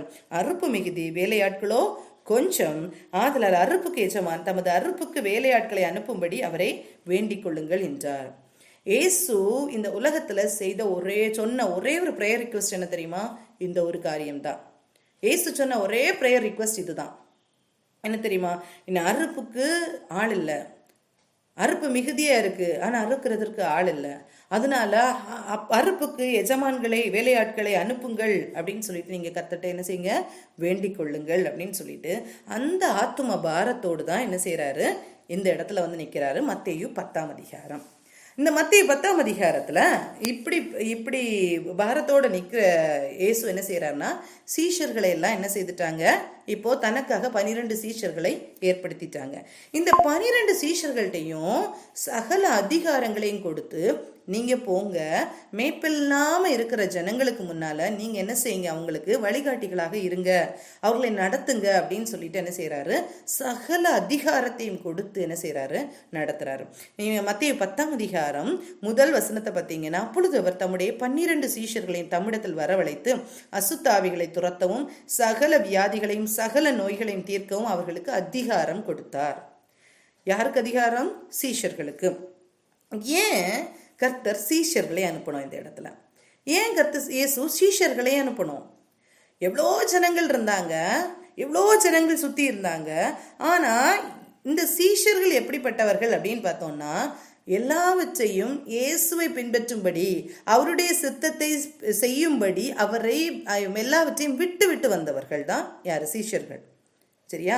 நாமும் கர்த்தருடைய சீஷர்களா இந்த ஆத்துமாக்களுக்காக கர்த்தருடைய அந்த பேர்டனை சுமக்கிறவர்களா இருக்கிறோம் அப்படின்றவங்களுக்கு தான் இந்த வார்த்தைகள் கர்த்தர் கொடுக்கிறார். இந்த அதிகாரத்தை கர்த்தர் கொடுக்கிறார். இந்த அதிகாரம் அவங்களுக்கு தான் கொடுக்கப்பட்டிருக்குது. மத்திய 10ஆம் அதிகாரத்துல சொல்லப்பட்ட காரியங்கள் எல்லாமே இயேசுவுடைய சீஷர்களுக்கு கொடுக்கப்பட்டது. சீஷர்கள் யாரு அப்படின்னா, எல்லாவற்றையும் விட்டு வந்தவர்கள். அவங்க கர்த்தரை இயேசுவை எதுக்காக ஃபாலோ பண்ணாங்கன்னா, அவர் இயேசு, அவர் மேசியா அப்படின்னு சொல்லிட்டு அவருடைய ஸ்பிரிட் ஐஸ் ஓப்பன் ஆகி என்ன செய்யறாங்க? அவங்க ஆவியில இவரை என்ன செய்யறாங்க? புரிஞ்சுக்கிறாங்க, இவர் தான் இயேசு அப்படின்னு சொல்லிட்டு என்ன செய்யறாங்க? பின்பற்றி வருகிறவர்கள். எல்லாவற்றையும் விட்டுட்டு வந்தாங்க. நம்ம இப்ப கூட பார்த்தோம், மத்திய 9ஆம் அதிகாரம் 9ஆம் வசனத்துல சொல்லப்பட்டிருக்கோம். மத்திய 9:9 இயேசு அவிடம் விட்டு புறப்பட்டு போகையில் ஆயத்துறையில் உட்கார்ந்திருந்த மத்தேயு என்னும் ஒரு மனுஷனை கண்டு, எனக்கு பின் சென்று வா என்றார். அவன் எழுந்து அவருக்கு பின் சென்றான். ஆயத்துறையில டாக்ஸ் கலெக்டரா ஒர்க் பண்ணிட்டு இருக்காங்க, கவர்மெண்ட் ஜாப்ல ஒர்க் பண்ணிட்டு இருக்காங்க. அந்த நாட்கள்ல ரோம கவர்மெண்ட்ல ஒர்க் பண்ணிட்டு இருக்கிறாரு. அவர்கிட்ட போய் என்ன பின்பற்றி வா அப்படின்னு சொல்றாரு. அவர் என்ன செய்யறாரு? எல்லாவற்றையும் விட்டுட்டு பின்பற்றி வராரு. இப்படி பேதுருவ நமக்கு தெரியும், வலையை விட்டுட்டு வா, அவர் மீனே இல்லாம இருக்கிறாரு. அந்த நேரத்துல மீன் 2 படகு அமலத்தக்கதாக மீனையும் கொடுத்துட்டு அதை விட்டுட்டு வா அப்படின்னு சொல்லிட்டு சொல்றாரு. இப்படி எல்லாவற்றையும் விட்டுட்டு வந்தவங்க தான் யாருன்னா சீஷர்கள். இப்படி கர்த்தருக்காக எல்லாவற்றையும் விட்டுட்டு வர முடியும் அப்படிங்கிற மைண்ட் செட்ல இருக்கிறவங்களுக்கு தான் இந்த வசனங்கள் கொடுக்கப்படுகிறது. இந்த வசனங்கள் கொடுக்கப்படுறது. அப்போ நம்ம கர்த்தரை இயேசுவை அப்படி ஃபாலோ பண்ணணுமா அப்படின்னு கேட்டா, நம்ம கண்டிப்பா ஃபாலோ பண்ண. அவருடைய பாரத்தை நம்ம சுமந்து கொள்ளணுமா அப்படின்னு கேட்டா, கண்டிப்பா சுமந்து கொள்ளணும். ஏன் தெரியுமா? இயேசு ஊழியம் செய்த நாட்கள்ல நிறைய அற்புதங்கள், நிறைய அடையாளங்கள் நடந்ததே. எவ்வளோ காரியங்கள் நடந்தது, நிறைய அற்புதங்கள் அடையாளங்கள் நடந்தது. எத்தனையோ ஜனங்கள் அவங்ககிட்ட ஆசீர்வாதம் பெற்றுக்கொண்டாங்க. ஆனா இயேசு அவங்கள பார்த்து சொல்றாரு, இவங்க மேய்ப்பன் இல்லாத ஆடுகள். எங்களுடைய ஆத்துமாக்களை நடத்துகிறதற்கு ஆள் இல்லை. ஆத்துமாக்கள் எதுக்கு? அந்த ஆத்துமா எப்படி இருக்குன்னா, ஏதோ பெற்றுக்கொள்ளணும். அவங்க ஏதோ சாபத்திலையோ ஏதோ பாவத்திலையோ ஏதோ சம்திங் அவங்களுக்கு என்ன இருக்குதுன்னா லேக்காய் அப்படி கஷ்டத்தோடு இருக்கிறாங்க. ஆனா அவங்களுடைய ஆத்துமா என்ன செய்யலைன்னா இன்னும் கர்த்தரை சார்ந்து வரல, இயேசுவை சார்ந்து வரல. அந்த 5 அப்பம் 2 மீனை கர்த்தர் அற்புதமா கொடுத்த பிறகும் சொல்லுவாரு, நீங்க அழிந்து போகிற போஜனத்துக்காக தான் வர்றீங்க அப்படின்னு சொல்றாரு. அவங்க ஓடி வர்றாங்க அடுத்த நாள் காலைல. ஆனா இயேசு என்ன சொல்றாரு, நீங்க அழிந்து போகிற போஜனத்துக்காக தான் வந்தீங்க, அப்பத்தினாலதான் வந்தீங்க அப்படின்னு சொல்லிட்டு தெளிவா சொல்றாங்க. உங்க கிரியைகளை நீங்க காமிங்கன்னு சொல்றாங்க. அடுத்த வசனத்துல அவங்க கேட்பாங்க, நீங்க அடையாளங்களை காட்டுங்க பார்ப்போம் அப்படின்னு சொல்லுவாங்க. இதுதான் நம்முடைய கிரியை. நம்முடைய கிரியை இவ்வளவு நாள் நடத்தி வந்த தேவன் இனியும் நம்மளை நடத்துவார். அதற்கு அடையாளம் எல்லாம் தேவை கிடையாது. அப்படி நம்பி வருகிறவர்கள் தான் யாருன்னா சீஷர்கள். அப்படி நம்ம ஒரு வாழ்க்கை வாழணுமான்னு கேட்டா வாழணும். நாம் தெரிந்து கொள்ளப்பட்டவர்கள், நாம் பெற்றுக்கொள்ளுகிறதற்காக மாத்திரம் தேவனை பின்பற்றுகிறவர்கள் அல்ல. அந்த உறுதி உண்டா இருக்கிறவர்களுக்கு தான் இந்த வசனம் கொடுக்கப்படுகிறது. அந்த ஒரு நாம் பெற்றுக்கொள்ளுகிறதற்காக மாத்திரம். எத்தனை பேர் இயேசு கிட்ட வந்தாங்க. நம்ம யார் தான் ப்ரொவைட் பண்ணுவாங்க? கர்த்தர் தான் ப்ரொவைட் பண்ணுவாங்க. ஹீஸ் அவர் ப்ரொவைடர். அவர் தான் எல்லாத்தையும் அவர் நமக்கு தருகிறவர். ஆனா அதுக்காக மாத்திரம் அவரை பின்பற்றுகிறது வேஸ்ட். ஏன்னா இயேசு சிலுவையில் அடிக்கப்பட்ட நேரத்துல அவரோடு நின்றவர்கள் எத்தனை பேர்? ஆனா இயேசுட அற்புதத்தை பெற்றுக்கொண்டது எத்தனை பேர்? எத்தனை பேர் அற்புதத்தை பெற்றுக்கொண்டாங்க?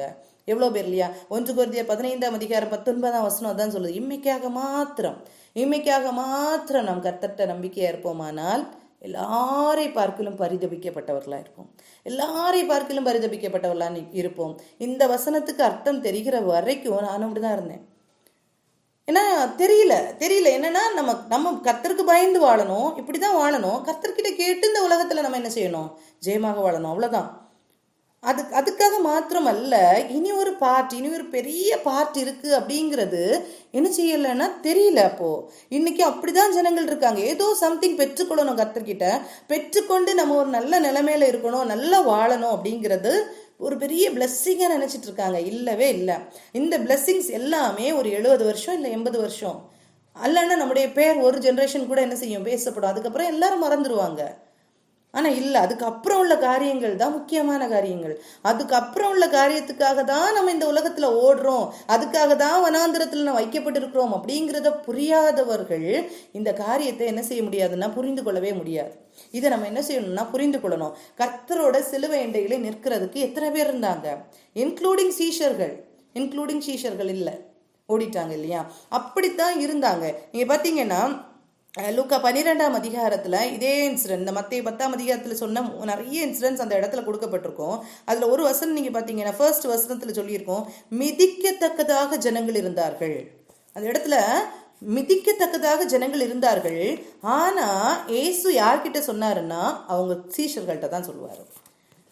லூக்கா 12ஆம் அதிகாரம் 1ஆம் வசனத்துல, அத்தருணத்திலே அநேகமாயிரம் ஜனங்கள் ஒருவரை ஒருவர் மிதிக்கத்தக்கதாக கூடியிருந்திருக்கையில் அவர் முதலாவது தம்முடைய சீஷரை நோக்கி, நீங்க என்ன செய்யுங்க, புளித்த மாவை குறித்து எச்சரிக்கையா இருங்கள் அப்படின்னு சொல்லிட்டு அந்த தொடர்ந்துள்ள காரியங்களை சொல்லுவாரு. இது ரிலேட்டட் போர்ஷன்ஸ் நிறைய அந்த பகுதியிலே இருக்கும். அப்ப ஏன் எல்லார்கிட்டையும் சொல்லலைன்னா, எல்லாராலும் அது செய்ய முடியாது, எல்லாராலும் அதை உணராதவர்கள் அதை செய்ய முடியாது. அப்படிப்பட்ட காரியத்தை தான் கர்த்தர் என்ன செய்யறாருன்னா இன்னைக்கு நம்ம கிட்ட இருந்தும் எதிர்பார்க்கிறார். மார்க் 5ஆம் அதிகாரத்துல கூட நமக்கு தெரியும். மார்க் 5ஆம் அதிகாரம் 24ஆம் வசனத்துல சொல்லியிருக்கோம், திரளான ஜனங்கள் அவரை நெருக்கினார்கள். அந்த பெரும்பாடு உள்ள ஸ்திரீக்கு விடுதலை கொடுக்கிற அந்த நேரத்துல அந்த ஸ்திரீ என்ன செய்யறா, அந்த வஸ்திரத்தின் ஓரத்தை தொட்டாலாவது எனக்கு சுகம் கிடைக்கும் அப்படின்னு சொல்லிட்டு அவ ஓடி வர்றா. ஆனா வர்றதுக்கு இடமே இல்லை. திரளான ஜனங்கள் அவரை நெருக்கினார்கள் அப்படின்னு இருக்கும். 28ஆம் வசனம், ஜனக்கூட்டம் அப்படின்னு சொல்லிட்டு சொல்லப்பட்டிருக்கும். ஆனா அதன் மத்தியில அவங்க விடுதலை பெற்றுக்கொண்டாங்க. ஆனா இந்த சிலுவைக்கு பக்கத்துல போகும்போது எத்தனை பேர் இருந்தாங்க இல்லையா? மார்க் 6ஆம் அதிகாரம் 7ஆம் வசனத்துலயும் இதே சொல்லியிருக்கோம். இந்த மக்கள் மத்தியில கர்த்தர் இயேசு யார்கிட்ட சொல்றாருன்னா அந்த 12 சீஷர்கள்ட்ட தான் இதை சொல்றாரு. இந்த காரியங்கள் யாருக்கு சொல்லப்படுறதுன்னா சீஷர்களாக கர்த்தருக்கு நம்ம ஒப்பு கொடுக்க முடியும் அப்படின்றவங்களுக்கு தான் இந்த வார்த்தைகள் சொல்லப்படுகிறது. ஆனா சீஷர்களா நாம் மாறணுமா அப்படின்னு கேட்டா கண்டிப்பா நாம் மாறணும். அப்படி இல்லைன்னா நாமும் ஒரு நாள் என்ன செய்வோம்னா ஏமாற்றப்பட்டு போவோம். நாமும் ஒரு நாள் கர்த்தரிடத்திலிருந்து கிருபைகளை இழந்து போவோம். சரியா? அதனால சீஷர்களுக்கு கொடுக்கப்பட்டது. சரி, இதை மனதில் வைத்து கொண்டு இந்த வார்த்தைகளை கேட்கும்போது தான் அது நமக்கு என்ன செய்யும், பிரயோஜனமா இருக்கும். எல்லாராலையும் இந்த காரியங்களை பண்ண முடியுமா அப்படின்னு கேட்டா இல்லை. ஆனா எல்லாரும் இப்படி ஆகணுமான்னு கேட்டா ஆமா. எல்லாரும் என்ன செய்யணும், சீஷர்களா மாறணும். எல்லாரும் சீஷர்களா மாறும்போது தான் நம்ம என்ன செய்ய முடியும்னா இந்த காரியங்கள் எல்லாம் ஒன்று ஒன்றா நம்ம என்ன செய்ய முடியும், நம்முடைய வாழ்க்கையில நம்ம பெற்றுக்கொள்ள முடியும். இன்மைக்காக மாத்திரம் அல்ல, நம்ம என்ன செய்யறோம்னா கர்த்தருடைய பாரத்தை சுமக்கிறவர்களாக நம்ம என்ன செய்வோம் இருப்போம். இந்த எண்ணத்தோடு நம்ம வாழ்க்கையை ரிலேட் பண்ணி நம்ம பார்த்துப்போம். நம்ம எப்படி இருக்கிறோம், கர்த்தர் எதை எதிர்பார்க்கிறார் அப்படிங்கிறத மாத்திரம் நம்ம கற்றுக்கொள்வோம். சரியா? அடுத்தது 2ஆம் வசனம், மத்தேயு 10ஆம் அதிகாரம் 2வது வசனம், 3வது வசனம், 4வது வசனத்துல அந்த பெயர் பட்டியல் கொடுக்கப்பட்டிருக்கிறது. அது சீஷருடைய பெயர் பட்டியல், 12 சீஷருடைய பெயர்களும் இங்கே கொடுக்கப்பட்டிருக்கிறது. அடுத்தது நீங்க பாத்தீங்கன்னா 5வது வசனம், இந்த 12 பேரையும் இயேசு அனுப்புகையில் அவர்களுக்கு கட்டளையிட்டு சொன்னது என்னவென்றால், இவர்களை அனுப்பும் போதுதான் கர்த்தர் கட்டளையிட்டு இந்த காரியங்களை இயேசு சொல்றாரு பாருங்க. நீங்கள் புறஜாதியார் நாடுகளுக்கு போகாமலும் சமாரியார் பட்டணங்களில் பிரவேசியாமலும் காணாமற் போன ஆடுகளாகிய இஸ்ரவேலர் வீட்டாரிடத்திற்கு போங்கள். இப்போ யார்கிட்ட நீங்க போய் இதை சொல்லுங்க, புறஜாதி தேசத்துக்கு நீங்க போக வேண்டாம், சமாரியர்கிட்ட நீங்க போக வேண்டாம், இஸ்ரவேல் வீட்டாரிடத்தில், காணாமல் போன இஸ்ரவேல் வீட்டாரிடத்தில் போங்கள். இது என்ன சொல்லப்பட்டிருக்கு அப்படின்னா, நீங்க புறஜாதி ஜனங்கள்கிட்ட முதல்ல போறதல்ல. சமாரியர்கள்னா யூதர்களும் அந்த புறஜாதியும் சேர்ந்த ஒரு இனம், அங்கேயே நீங்க போக வேண்டாம். கிறிஸ்தவர்கள் அப்படின்னு சொல்ற, கர்த்தருடைய பிள்ளைகள் அப்படிங்கிற பெயரை பெற்றிருக்கிற அந்த கூட்டத்துக்குள்ள நீங்க போங்க. மீன்ஸ் கர்த்தர் சீர்திருத்தத்தை எதிர்பார்க்கிறாரு. சீர்திருத்தம் கண்டிப்பா வேணும். இன்னைக்கு கிறிஸ்தவர்கள் அப்படின்னு சொல்லிட்டு இருக்கிற கூட்டத்துக்குள்ளால போகும்போது எவ்வளோ கடினங்கள் இருக்கிறது, எவ்வளோ கஷ்டங்கள் இருக்கிறது. அவங்களுக்குள்ள போங்க, அங்கேயே மக்கள் என்ன செய்ய மாட்டாங்க, உங்ககிட்ட எப்படி எப்படி நடந்து கொள்வாங்க, நீங்க எப்படி நடந்து கொள்ளணும் அப்படிங்கிறத கற்றுக் கொடுக்குறாரு. சரியா? தெளிவா சொல்லியிருக்கிறாரு, நீங்க புறஜாதிய நாடுகளுக்கு போகாமலும் சமாரியர் பட்டணங்களில் பிரவேசியாமலும் காணாமற் போன ஆடுகளாகிய இஸ்ரவேல் வீட்டாரிடத்திற்கு போங்கள். அங்க போங்க. போகையில் என்ன சொல்லுங்க, 2வது என்ன சொல்லிடுறாரு, நீங்க போங்க, போயிட்டு என்ன சொல்லுங்க, பரலோக ராஜ்யம் சமீபித்திருக்கிறது அப்படின்னு சொல்லிட்டு சொல்லுங்க. நீங்க போய் என்ன செய்யுங்க, பரலோக ராஜ்யம் சமீபித்திருக்கிறது, கர்த்தர் இன்னும் சீக்கிரம் பரலோக ராஜ்யம் சமீபித்திருக்கிறது, கர்த்தர் சீக்கிரம் வர போறாரு, இந்த காரியத்தை என்ன செய்யுங்க சொல்லுங்கன்னு சொல்றாரு. சொல்லிட்டு 3வதாக என்ன சொல்றாருன்னா, வியாதியா இருக்கிறாங்க, குஷ்டரோகிகளா இருக்காங்க, மரித்து போயிருக்கிறாங்க, பிசாசுகள்னால் கட்டப்பட்டு இருக்கிறாங்க, இப்படிப்பட்ட மக்களுக்கு எல்லாம் நீங்க என்ன செய்யுங்கன்னா அந்த அதிகாரத்தை கொடுத்தார் இல்லையா, இந்த அதிகாரத்தை கொடுத்திருக்கிறார். இவங்களுக்கு எல்லாருக்கும் இந்த அதிகாரம். ஏன்னா 9ஆம் அதிகாரத்துல பாத்தீங்கன்னா அவ்வளோ அற்புதங்கள் நடந்திருக்கும், அவ்வளோ அதிசயங்கள் நடந்திருக்கும். ஏசு பண்ணியிருப்பாரு, சீஷர்கள் அப்படியே பார்த்திருப்பாங்க, பிரமிப்பா பார்த்துட்டு இருந்திருப்பாங்க. இப்ப ஆட்கள் பத்தாது, ஏசுனால மாத்திரம் செய்யறதற்கல்ல, சீஷர்களாகி நீங்க போய் செய்யுங்க அப்படின்னு சொல்லிட்டு அதிகாரத்தை கொடுக்குறாரு. அந்த அதிகாரத்தை கொடுக்கும்போது நீங்க டூ மிராக்கிள்ஸ், அந்த இடத்துல நீங்க என்ன செய்யுங்க, நிறைய அற்புதங்கள் அடையாளங்கள் செய்யுங்க. ஆனா செய்யும் போது எப்படி செய்யுங்க, இலவசமாய் பெற்றீர்கள், இந்த அதிகாரத்தை இலவசமா செய்யுங்க. இலவசமாய் பெற்றீர்கள், இலவசமாய் செய்யுங்க.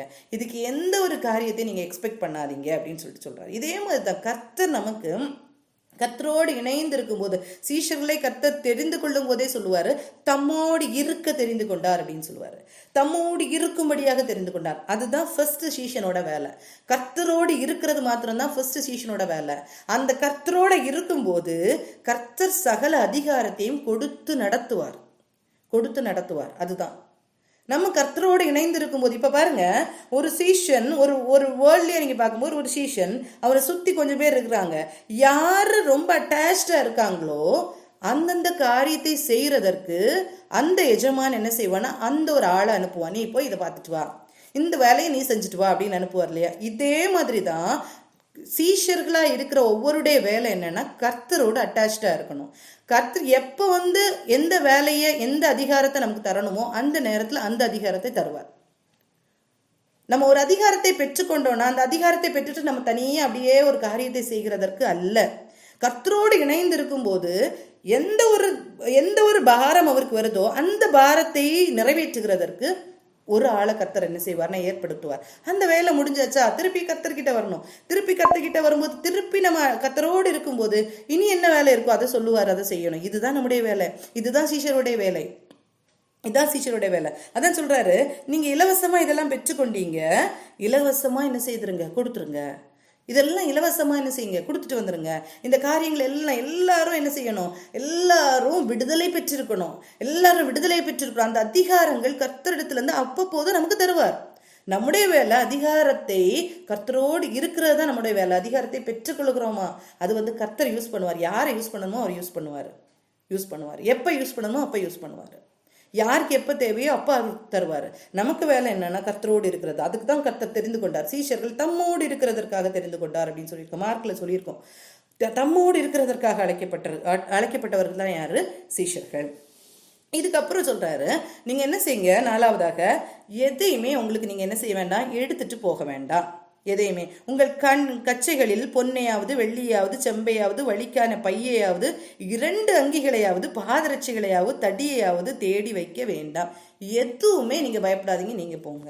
எதுவுமே வேண்டாம். சாப்பிட்றதுக்கானாலும் உடுக்கிறதுக்குனாலும் இல்லை உங்களுக்கு ஏதோ எதிராடி வர்றோம் நம்ம அந்த தடி வச்சுக்கணும், எதுவுமே இல்லை.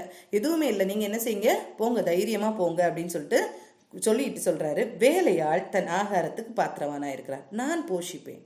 எப்படி உங்களை போஷிக்கணுமோ அப்படி நான் போஷிப்பேன். நீ வேலை செய்த நான் அந்த கடமையை செய்யும் போது அதுக்குள்ள போஜனத்தை நான் என்ன செய்வேன், கொடுப்பேன். அதுக்குள்ள படியை நான் என்ன செய்வேன், கண்டிப்பா கொடுப்பேன் அப்படின்னு சொல்லிட்டு அவங்களை என்கரேஜ் பண்ணி அவங்கள நான் உங்களை நடத்துவேன், நீங்க எதுக்கும் பயப்பட வேண்டாம் அப்படின்னு சொல்லிட்டு அனுப்புறாரு. சரியா? இப்படித்தான் நம்முடைய வாழ்க்கை இருக்கும். சீஷன் அப்படிப்பட்ட உங்களுடைய வாழ்க்கை அப்படித்தான் இருக்கணும். எதையுமே எதிர்பார்த்து அல்ல, எதையுமே சேர்த்து வச்சுட்டுன்னு அல்ல, எதையுமே பார்த்துட்டுன்னு இல்லை, கர்த்தர் நடத்துவார். ஒரு நாட்களையும் கர்த்தர் நடத்துவார் அப்படிங்கிற அந்த நம்பிக்கைக்குள்ளால நாம் வரணும். அதான் மீன்ஸ் என்னன்னா, இன்னும் கர்த்தரை நம்பணும், இன்னும் கர்த்தரோடு நம்ம இணையணும். இன்னும் கர்த்தரோடு நம்ம இருக்கும்போது தான் நம்ம என்ன செய்ய முடியும்னா இந்த லெவலை நம்ம பற்றிக்கொள்ள முடியும். இந்த மாதிரி ஒரு மைண்ட் செட்டோட நம்ம என்ன செய்யணும், இருக்கணும் அப்படின்னு சொல்றாரு. அடுத்து பாருங்க, 5வது, யாரோடு நீங்க தங்கி இருக்கணும், இதை சொல்றாரு. யாரோடு தங்கி இருக்கணும்? 11ஆம் வசனம். எந்த பட்டணத்திலாவது கிராமத்திலாவது நீங்கள் பிரவேசிக்கும் போது அதிலே பாத்திரமானவன் யார் என்று விசாரித்து நீங்கள் புறப்படும் அளவும் அவனிடத்தில் தங்கியிருங்கள். யார்கிட்ட போய் ஸ்டே பண்ணணும், யாரோடு ஐக்கியம் வைத்துக் கொள்ளணும், எப்படி இருக்கணும் அப்படின்னா, இதுக்கு யார் பாத்திரவான்களா இருக்கிறாங்களோ, இந்த காரியங்களை செய்கிறதற்கு நம்மளை என்கரேஜ் பண்ணுற பீப்புள் யாரெல்லாம் இருக்காங்களோ, இதுக்கு பாத்திரமாக இருக்கிற மக்கள் யாராக இருக்காங்க, அவங்க விட்ட போய் என்ன செய்யக்கோங்க, நீங்கள் தங்கிக்கோங்க அப்படின்னு சொல்கிறாரு. அடுத்த வசனம் என்ன சொல்லுதுன்னா, ஒரு வீட்டுக்கு நீங்கள் பிரவேசிக்கிறீங்க, அடுத்து நீங்கள் ஊழியம் செய்கிறதற்காக ஒரு வீட்டுக்கு போகிறீங்க. அந்த வீட்டுக்கு போகும்போது நீங்கள் என்ன செய்யுங்க, அந்த வீடை என்ன செய்யுங்க, வாழ்த்துங்கள். இப்போ நீங்க ஒரு வீட்டுக்கு போறீங்க இல்லையா, அந்த வீட்டில் போய் தங்கி இருக்கணும்னா நீங்க என்ன செய்யணும் அப்படின்னா, முதல்ல அந்த வீட்டில் என்ன செய்யுங்க, வாழ்த்துங்கள். அந்த வீட்டை வாழ்த்தும் போது அந்த வீடு பாத்திரமா இருந்தால் நீங்கள் கூறின சமாதானம் அவர்கள் மேல் வர கடவுது. நீங்க சொல்லுங்க, முதல்ல உங்களுக்கு சமாதானம் அப்படின்னு சொல்லிட்டு சில சமாதான வார்த்தைகளை நீங்க சொல்லுங்க. அந்த வீடு பாத்திரமானால் அந்த சமாதானம் அவங்க கிட்ட இருக்கும். அபாத்திரமா இருந்தால் நீங்கள் கூறின சமாதானம் உங்களிடத்திற்கு திரும்ப கடவுது. இதுதான் நான் சொல்றேன். யார் நமக்கு ஜெபிச்சாலும், யார் நமக்கு என்ன செஞ்சாலும், நம்முடைய இருதயம் வாஞ்சையோடு கர்த்தருக்கு காத்திருக்கும் போது மாத்திரம்தான் அந்த பிளெஸ்ஸிங் நமக்கு சேருமே தவிர, இவங்க ஜெபிச்ச நான் உடனே வந்துடுச்சு அப்படின்னு வராது. ஆனா பிளெஸ்ஸிங் அவங்க மூலமா வருமான்னு கேட்டா வரும். ஆனா நம்முடைய இருதயம் கர்த்தரை நோக்கி இருக்கணும். நம்முடைய இருதயம் எலிஜிபிளா இருக்கணும். நம்ம எலிஜிபிளா இருந்தாதான் அதை பெற்றுக்கொள்ள முடியும். நம்ம எலிஜிபிளா இல்லாம நம்ம எப்படியோ போறோம் அப்படின்னு சொல்லும் போது அந்த பிளெஸ்ஸிங் உடனே வருமான்னு கேட்டா வராது. அதான் சொல்லியிருக்கு. அந்த வீடு பாத்திரமா இருந்தால் நீங்கள் கூறின சமாதானம் அவர்கள் மேல் வர கடவுது. அபாத்திரமா இருந்தால் நீங்கள் கூறின சமாதானம் உங்களிடத்திற்கு திரும்பி வர கடவுது. உங்களிடத்துக்கு என்ன செய்யும், அது திரும்பி வரும் அப்படின்னு. ஆனா எல்லா வீடையும் நீங்க என்ன செய்யணும், வாழ்த்தணும். எல்லா வீட்லையும் போய் சமாதானம் அப்படின்னு சொல்லிட்டு நீங்க சொல்லணும் அப்படின்னு சொல்லியிருக்கோம். அடுத்தது 14ஆம் வசனம் சொல்லியிருக்கோம். 7வதாக சொல்லியிருக்கோம், எவனாகிலும் உங்களை ஏற்றுக்கொள்ளாமலும் உங்கள் வார்த்தைகளை கேளாமலும் போனால் அந்த வீட்டையாவது பட்டணத்தையாவது விட்டு புறப்படும் போது உங்கள் கால்களில் படிந்த தூசியை உதறி போடுங்கள். உங்கள் கால்களில் படிந்த தூசியை உதறி போடுங்கள். அவங்க ஏற்றுக்கொள்ளல அப்படின்னா நீங்க என்ன செய்துருங்க, அவங்க காலில் படிந்த தூசி என்ன செய்துருங்க, உதறி போடுங்க அப்படின்னு சொல்லியிருக்கு. அந்த அளவுக்கு நீங்க என்ன செய்யுங்கன்னா அவங்கள விட்டுட்டு நீங்க வந்துருங்க அப்படின்னு சொல்லியிருக்கோம். இன்னொரு இடத்துல அழகா சொல்லியிருக்கோம், நீங்க தூசியை உதறி போடுங்க, ஆனா பரலோக ராஜ்யம் சமீபித்திருக்கிறதுன்னு மாத்திரம் நீங்க சொல்லிருங்க அப்படின்னு சொல்லிட்டு இனி ஒரு சுவிசேஷ பகுதியில இருக்கும். ஆனா பரலோக ராஜ்யம் சமீபித்திருக்கிறதுன்னு பார்த்து அந்த காரியத்தை மட்டும் என்ன செய்திருங்க, சொல்லிருங்க அப்படின்னு சொல்லியிருப்பாங்க. அந்த அளவுக்கு கர்த்தர் என்ன சொல்லனா, அவங்க கேட்கலன்னா நீங்க என்ன செய்திருங்க, வந்துருங்க, தூசியை தட்டி விட்டுட்டு வந்துருங்க. ஆனா அவங்களுக்கு என்ன சம்பவிக்கும், அப்படி ஏற்றுக்கொள்ளாதவர்களுக்கு என்ன சம்பவிக்கும் அப்படிங்கிறத சொல்லியிருக்கு. நியாய தீர்ப்பு நாளிலே அந்த பட்டணத்திற்கு நேரிடுவதை பார்க்கிலும் சோதோம் கோமோரா நாட்டிற்கு நேரிடுவது லகுவாய் இருக்கும் என்று மெய்யாகவே உங்களுக்கு சொல்ல உண்மையே சொல்றேன்.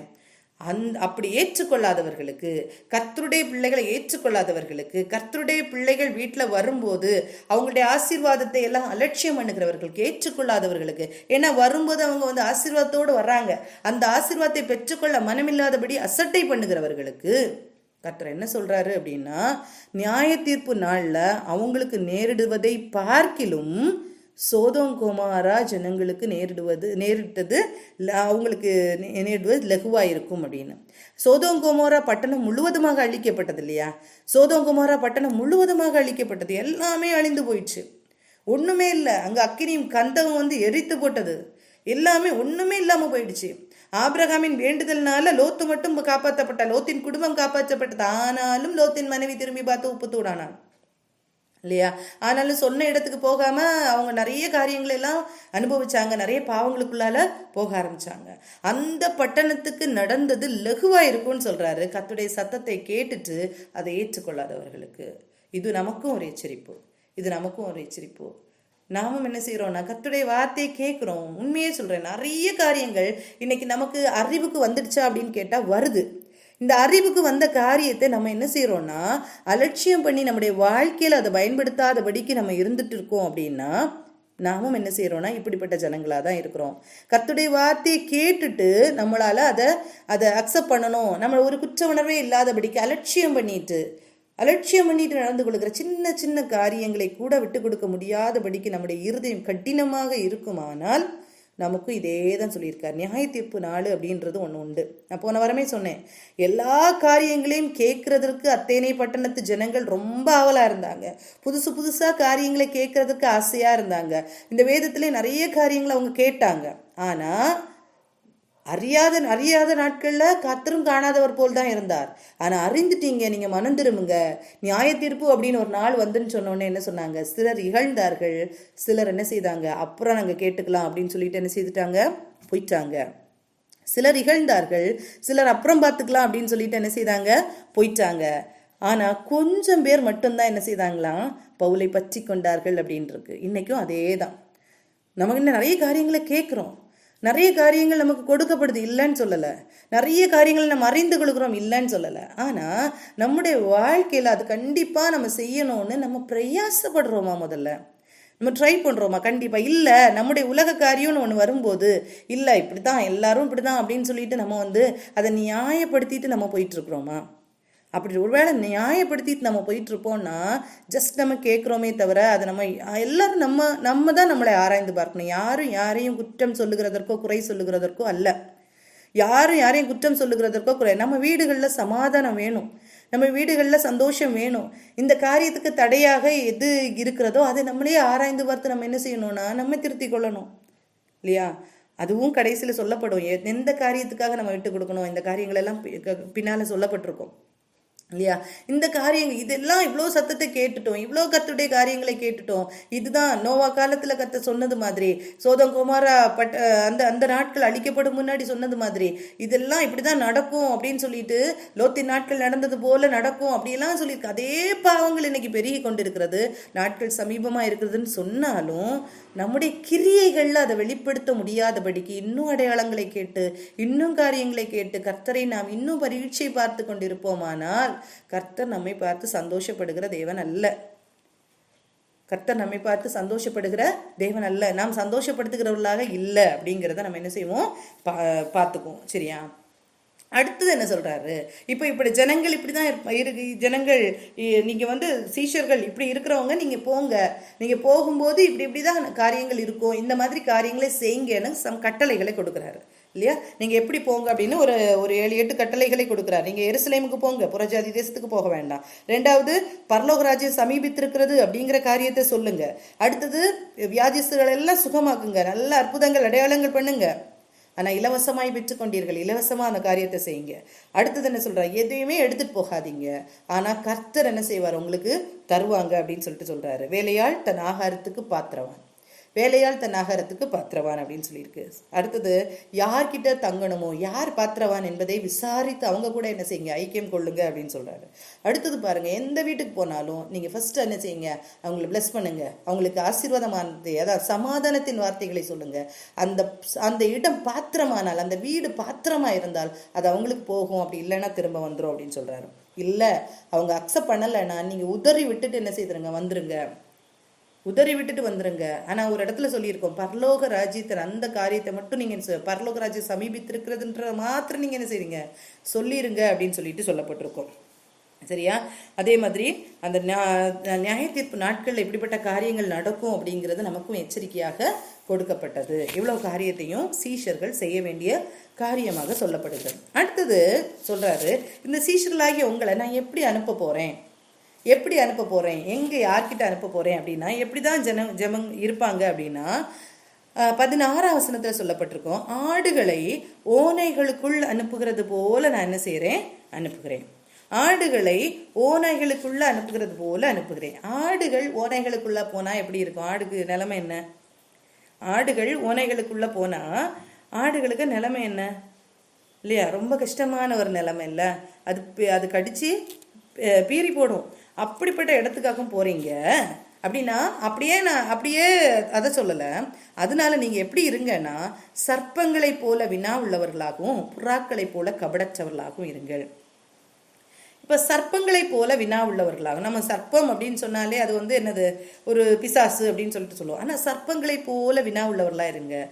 ஏன் சர்ப்பத்தை பிசாசு தெரிந்து கொண்டான் அப்படின்னு பார்த்தாலே நமக்கு தெரியும், அவ்வளோ கன்னிங், எல்லா காரியத்திலையும் கரெக்டா, ரொம்ப ஞானவான், ரொம்ப வாய்ஸ். அதுதான் என்னது, சர்ப்பம். ரொம்ப ஞானவான், ரொம்ப ஞானமா நடந்துக்கணும்.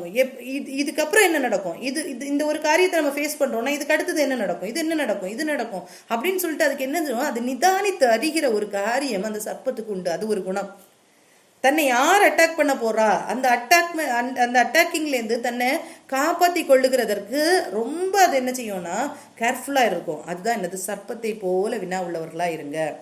புறாக்களை போல கபடற்றவர்கள். ஆனா புறாக்களை போல இருங்க, சர்ப்பத்தை போல வஞ்சகமா இருந்துராதீங்க.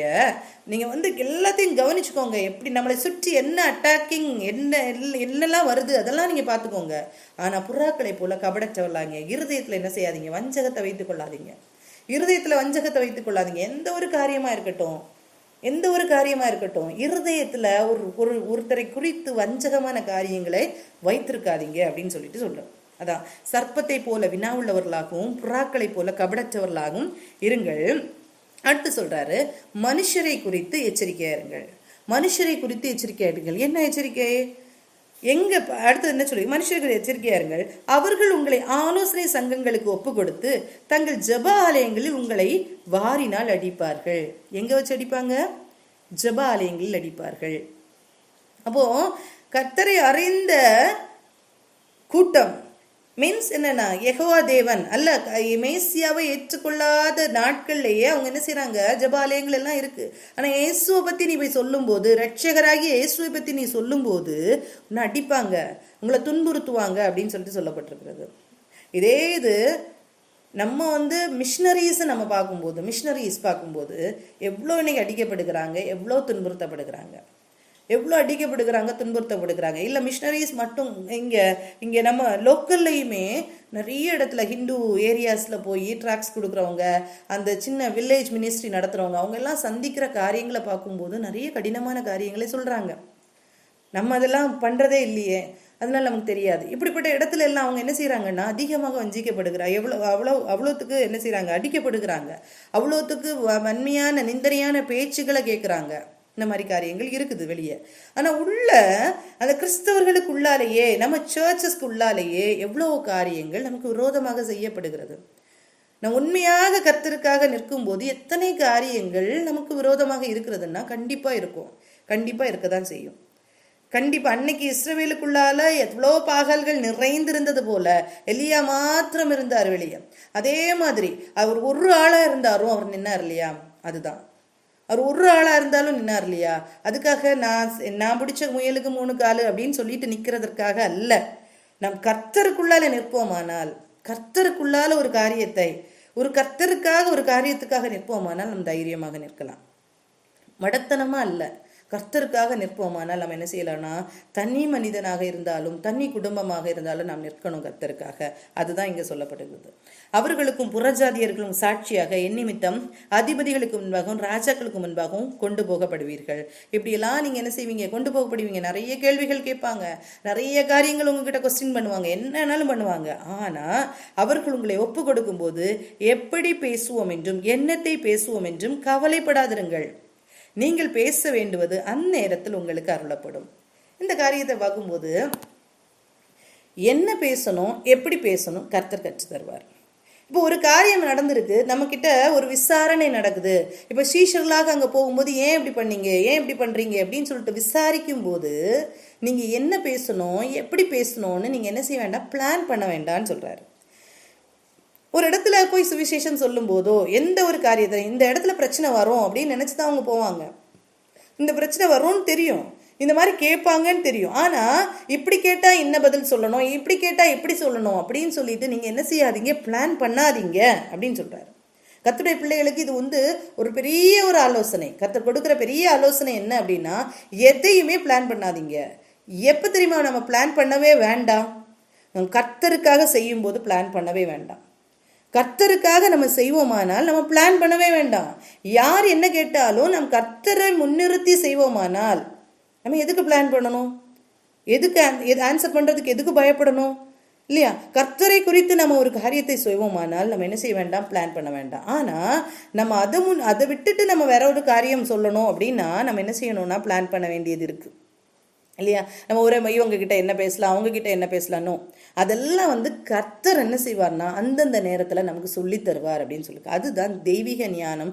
அதை கர்த்தர் கர்த்தருக்காக நிற்கிறவர்களுக்கு கர்த்தர் கண்டிப்பா கொடுப்பேன்னு சொல்லியிருக்காரு.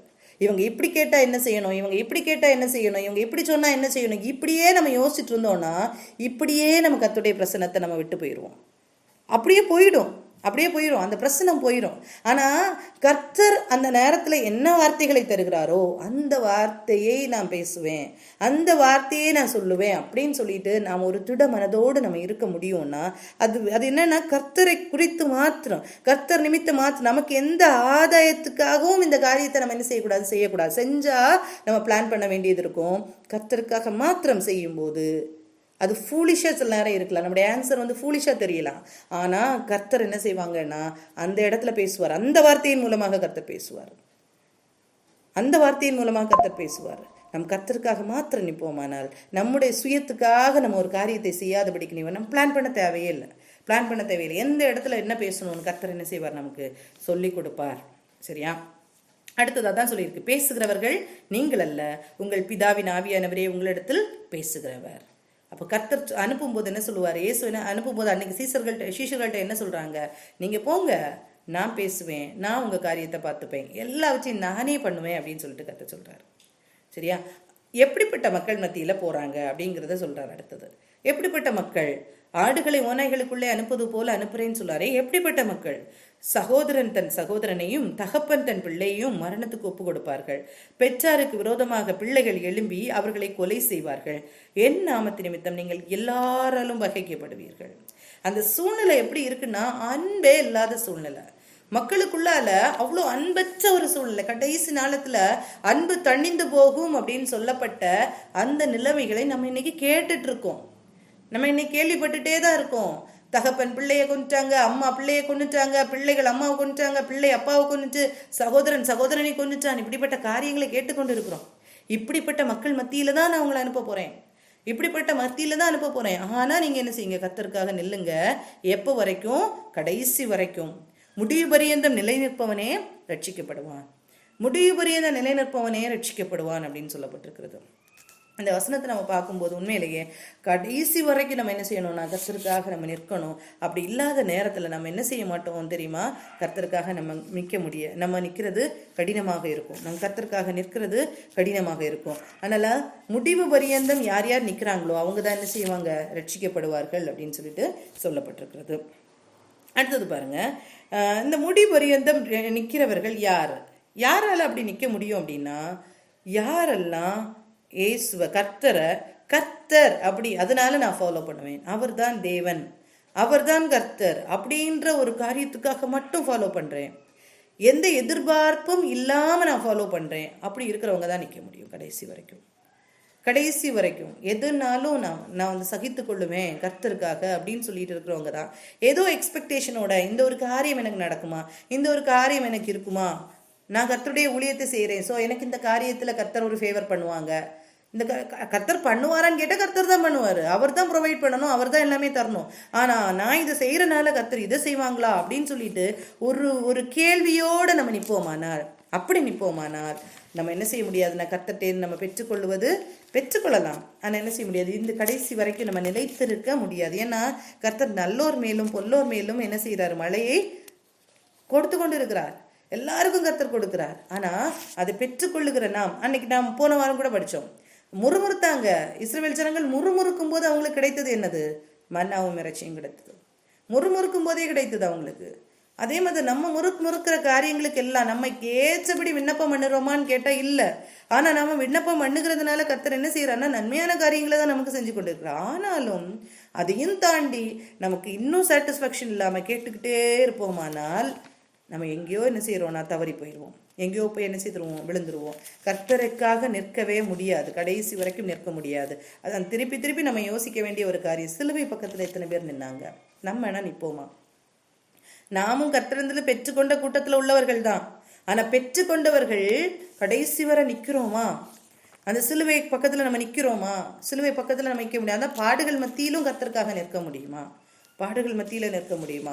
அப்படிங்கிற ஒரு தைரியம் நமக்குள்ளால இருக்குது அப்படின்னா நம்ம என்ன செய்வோம்னா நம்ம கர்த்தரை பிடித்து கொள்ள முடியும், கர்த்தருக்காக கடைசி வரை நிற்க முடியும். நம்மளே ஆராய்ந்து பார்க்கணும், சும்மா இருக்கும்போது யோசிச்சு பார்க்கணும், இப்படி ஒரு சம்பவம் நம்ம வாழ்க்கையில் நடந்ததுன்னா நம்ம நிற்க முடியுமா? அப்படி யோசிச்சு பார்க்கணும். இப்படி ஒரு காரியம் நடந்துச்சுன்னா நம்ம என்ன பண்ணுவோம், இப்படி ஒரு காரியம் நடந்துச்சுன்னா நம்ம கர்த்தருக்காக நிற்போமா, இப்படின்னு நம்ம யோசிச்சு பார்க்கணும். யோசிச்சு பார்க்கும்போது தான் தெரியும் நம்மளே நிதானித்து பார்க்குற காரியம் நம்ம நிற்போமா அப்படிங்கிறத நம்ம நிதானித்து பார்க்க முடியும். ஆனால் அந்த நேரத்தில் நம்ம அப்படி யோசிக்கும் போது நமக்கு கர்த்தர் என்ன செய்வார்னா நமக்கு பலனை தருவார். அப்படிப்பட்ட சூழ்நிலைகள் வரும்போது அதை தாண்டி செல்லுகிறதுக்குள்ள பலனை என்ன செய்வாங்க, கர்த்தர் தருவாங்க. சரியா, நம்மளே நிதானித்து பார்த்து கொள்ளுவோம். சரியா, அடுத்தது சொல்றாங்க, ஒரு பட்டணத்தில் உங்களை துன்பப்படுத்தினால் மறு பட்டணத்துக்கு ஓடிப்போங்கள், மனுஷகுமாரன் வருவதற்குள்ளாக நீங்கள் இஸ்ரவேலுடைய பட்டணங்களை எல்லாம் சுற்றி முடியாதென்று மெய்யாகவே உங்களுக்கு சொல்லுகிறேன். எவ்வளோ தெரியுமா ஆத்மா பாரத்தோடு இந்த காரியத்தை சொல்றாரு. ஒரு பட்டணத்துல உங்களை ஏற்றுக்கொள்ளலைன்னா அடுத்த பட்டணத்துக்கு ஓடி போங்க. நீங்க நிப்பாட்டாதீங்க. கர்த்தருடைய ராஜ்யம் சமீபமா இருக்கிறது அப்படிங்கிறத நீங்க என்ன செய்யாதீங்க, சொல்லுறதுக்கு நிப்பாட்டாதீங்க.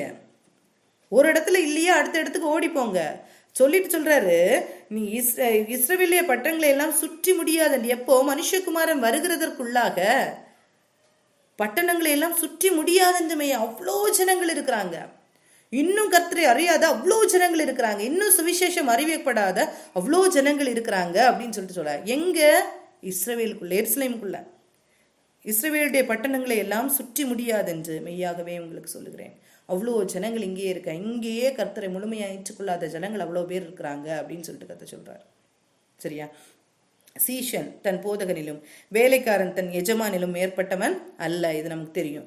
சீஷன் தன் போதகனை போலவும் வேலைக்காரன் தன் எஜமானை போலவும் இருப்பது போதும். வீட்டு எஜமானியே பேர்சபூல் என்று சொல்வார்களானால் அவன் வீட்டாரை அப்படி சொல்வது அதிக நிச்சயம் அல்லவா? இயேசுவை சொன்னாங்க, பிசாசு பிடிச்சவன், பிசாசுகளின் தலைவன், அதனால தான் இவன் இப்படியெல்லாம் செய்கிறான், பிசாசுகள் எல்லாம் துரத்துறான், இப்படியெல்லாம் இயேசு ஊழியம் செய்த நாட்களில் சொன்னாங்க. அவங்க வீட்டில் அவங்க சொந்தத்தில் உள்ளவங்களே சொன்னாங்க, அவங்க ஊரில் உள்ளவங்களே சொன்னாங்க. அதை வீட்டில் உள்ள அந்த எஜமானியே இப்படி சொல்வார்களானால் உங்களை குறித்து சொல்லாமையா இருப்பாங்க? கண்டிப்பாக சொல்லுவாங்க. உங்களை குறித்தும் அப்படிதான் சொல்லுவாங்க. இதுக்கெல்லாம் என்ன செய்யாதீங்க, பயப்படாதுங்க. இதுதான் சொல்றாரு. இந்த பயப்பட வேண்டாம தான் நம்ம கற்றுக்கொள்கிறோம். எதுக்கெல்லாம் பயப்படாதீங்க, இந்த காரியத்தை தான் கர்த்தர் சொல்றாரு. இந்த மாதிரி காரியங்களுக்கு நீங்க பயப்படாதீங்க, அவர்களுக்கு பயப்படாதிருங்கள். வெளியாக்கப்படாத மறைபொருளும் இல்லை, அறியப்படாத ரகசியம் இல்லை. கர்த்தருக்கு முன்பாக எல்லாம் வெளியரங்கமாக இருக்கிறது, எல்லாமே வெளியரங்கமாக இருக்கிறது. அவருக்கு முன்பாக எதுவுமே ரகசியம் இல்லை.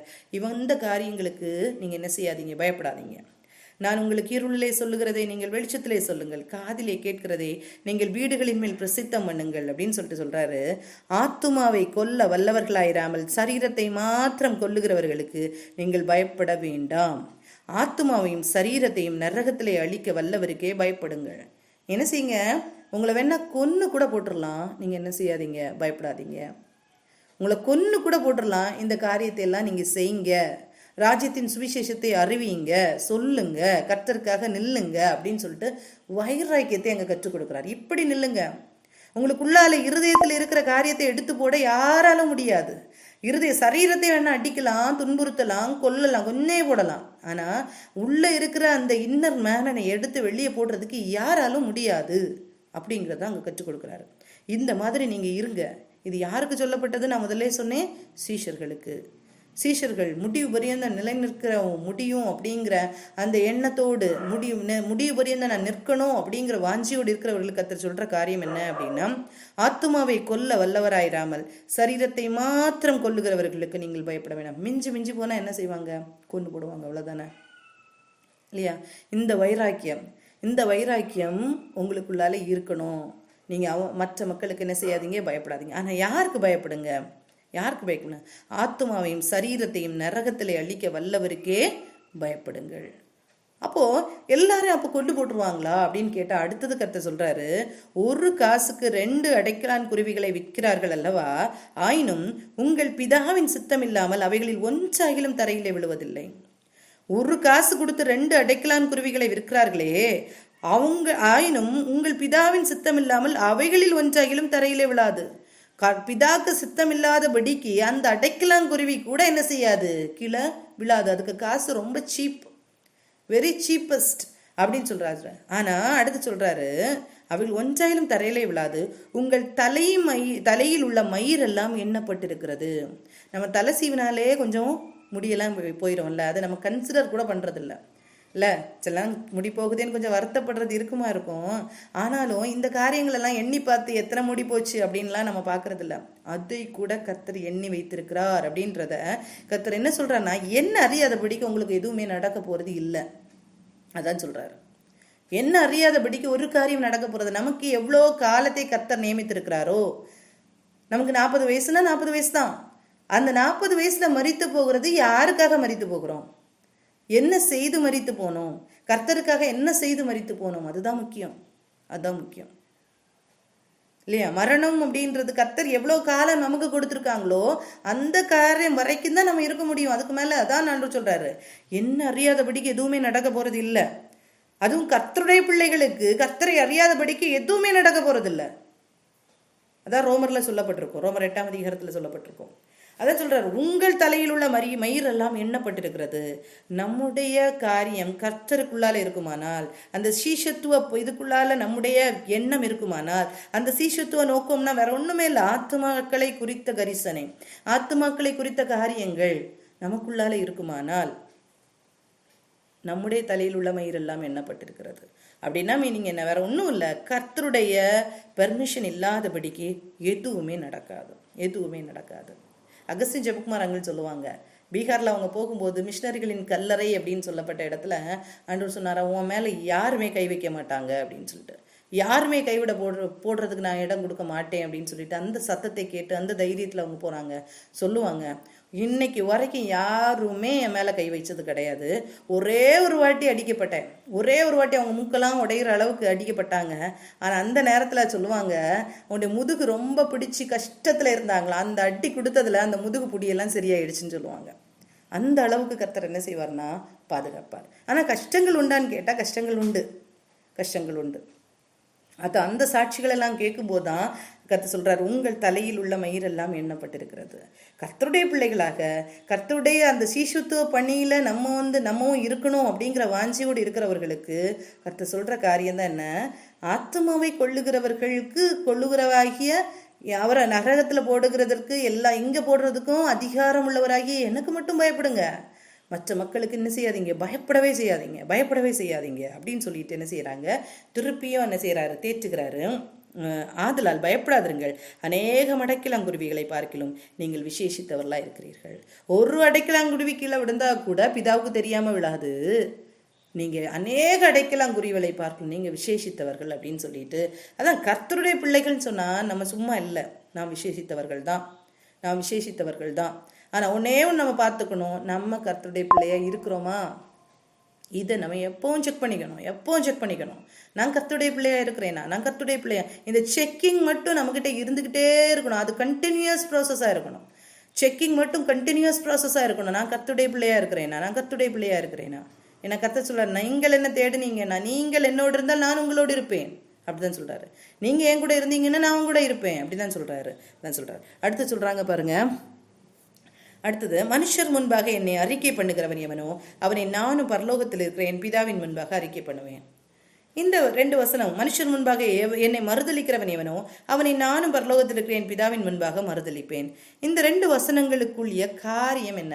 ஏன் அப்படி சொல்றாருன்னா, நீங்க சீஷரா இருக்கீங்கன்னா இந்த மாதிரி காரியத்தை செய்யுங்க.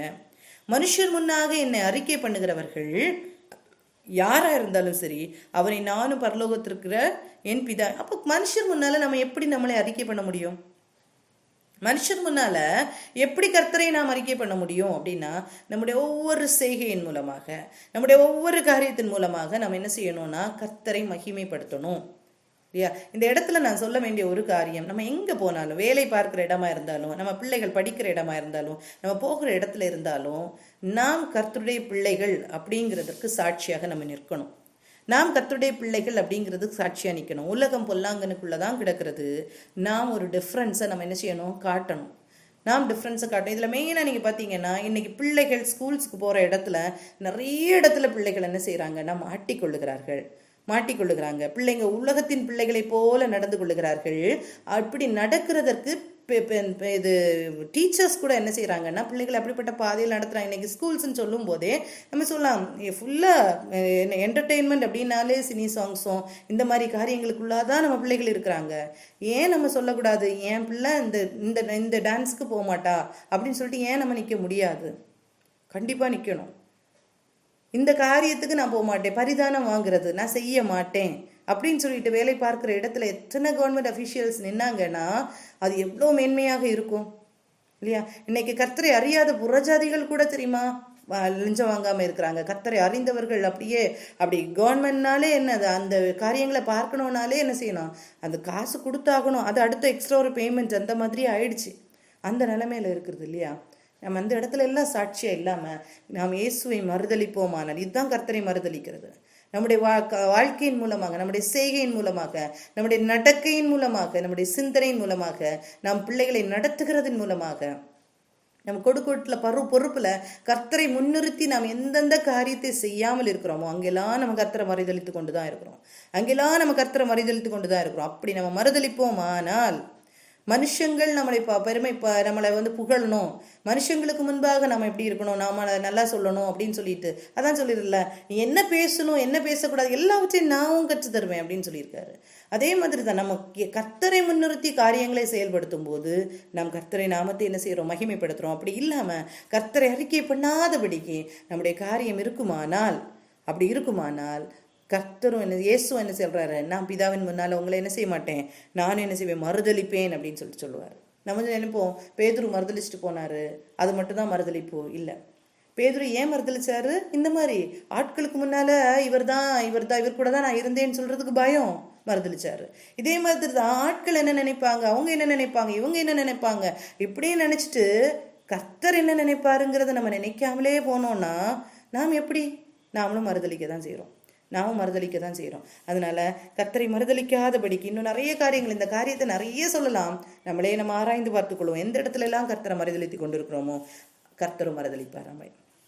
அடுத்தது, பூமியின் மேல் சமாதானத்தை அனுப்ப வந்தேன் என்று எண்ணாதிருங்கள், சமாதானத்தை அல்ல பட்டயத்தையே அனுப்ப வந்தேன். எப்படி எனில் மகனுக்கும் தகப்பனுக்கும் மகளுக்கும் தாய்க்கும் மருமகளுக்கும் மாமிக்கும் பிரிவினை உண்டாக்க வந்தேன்.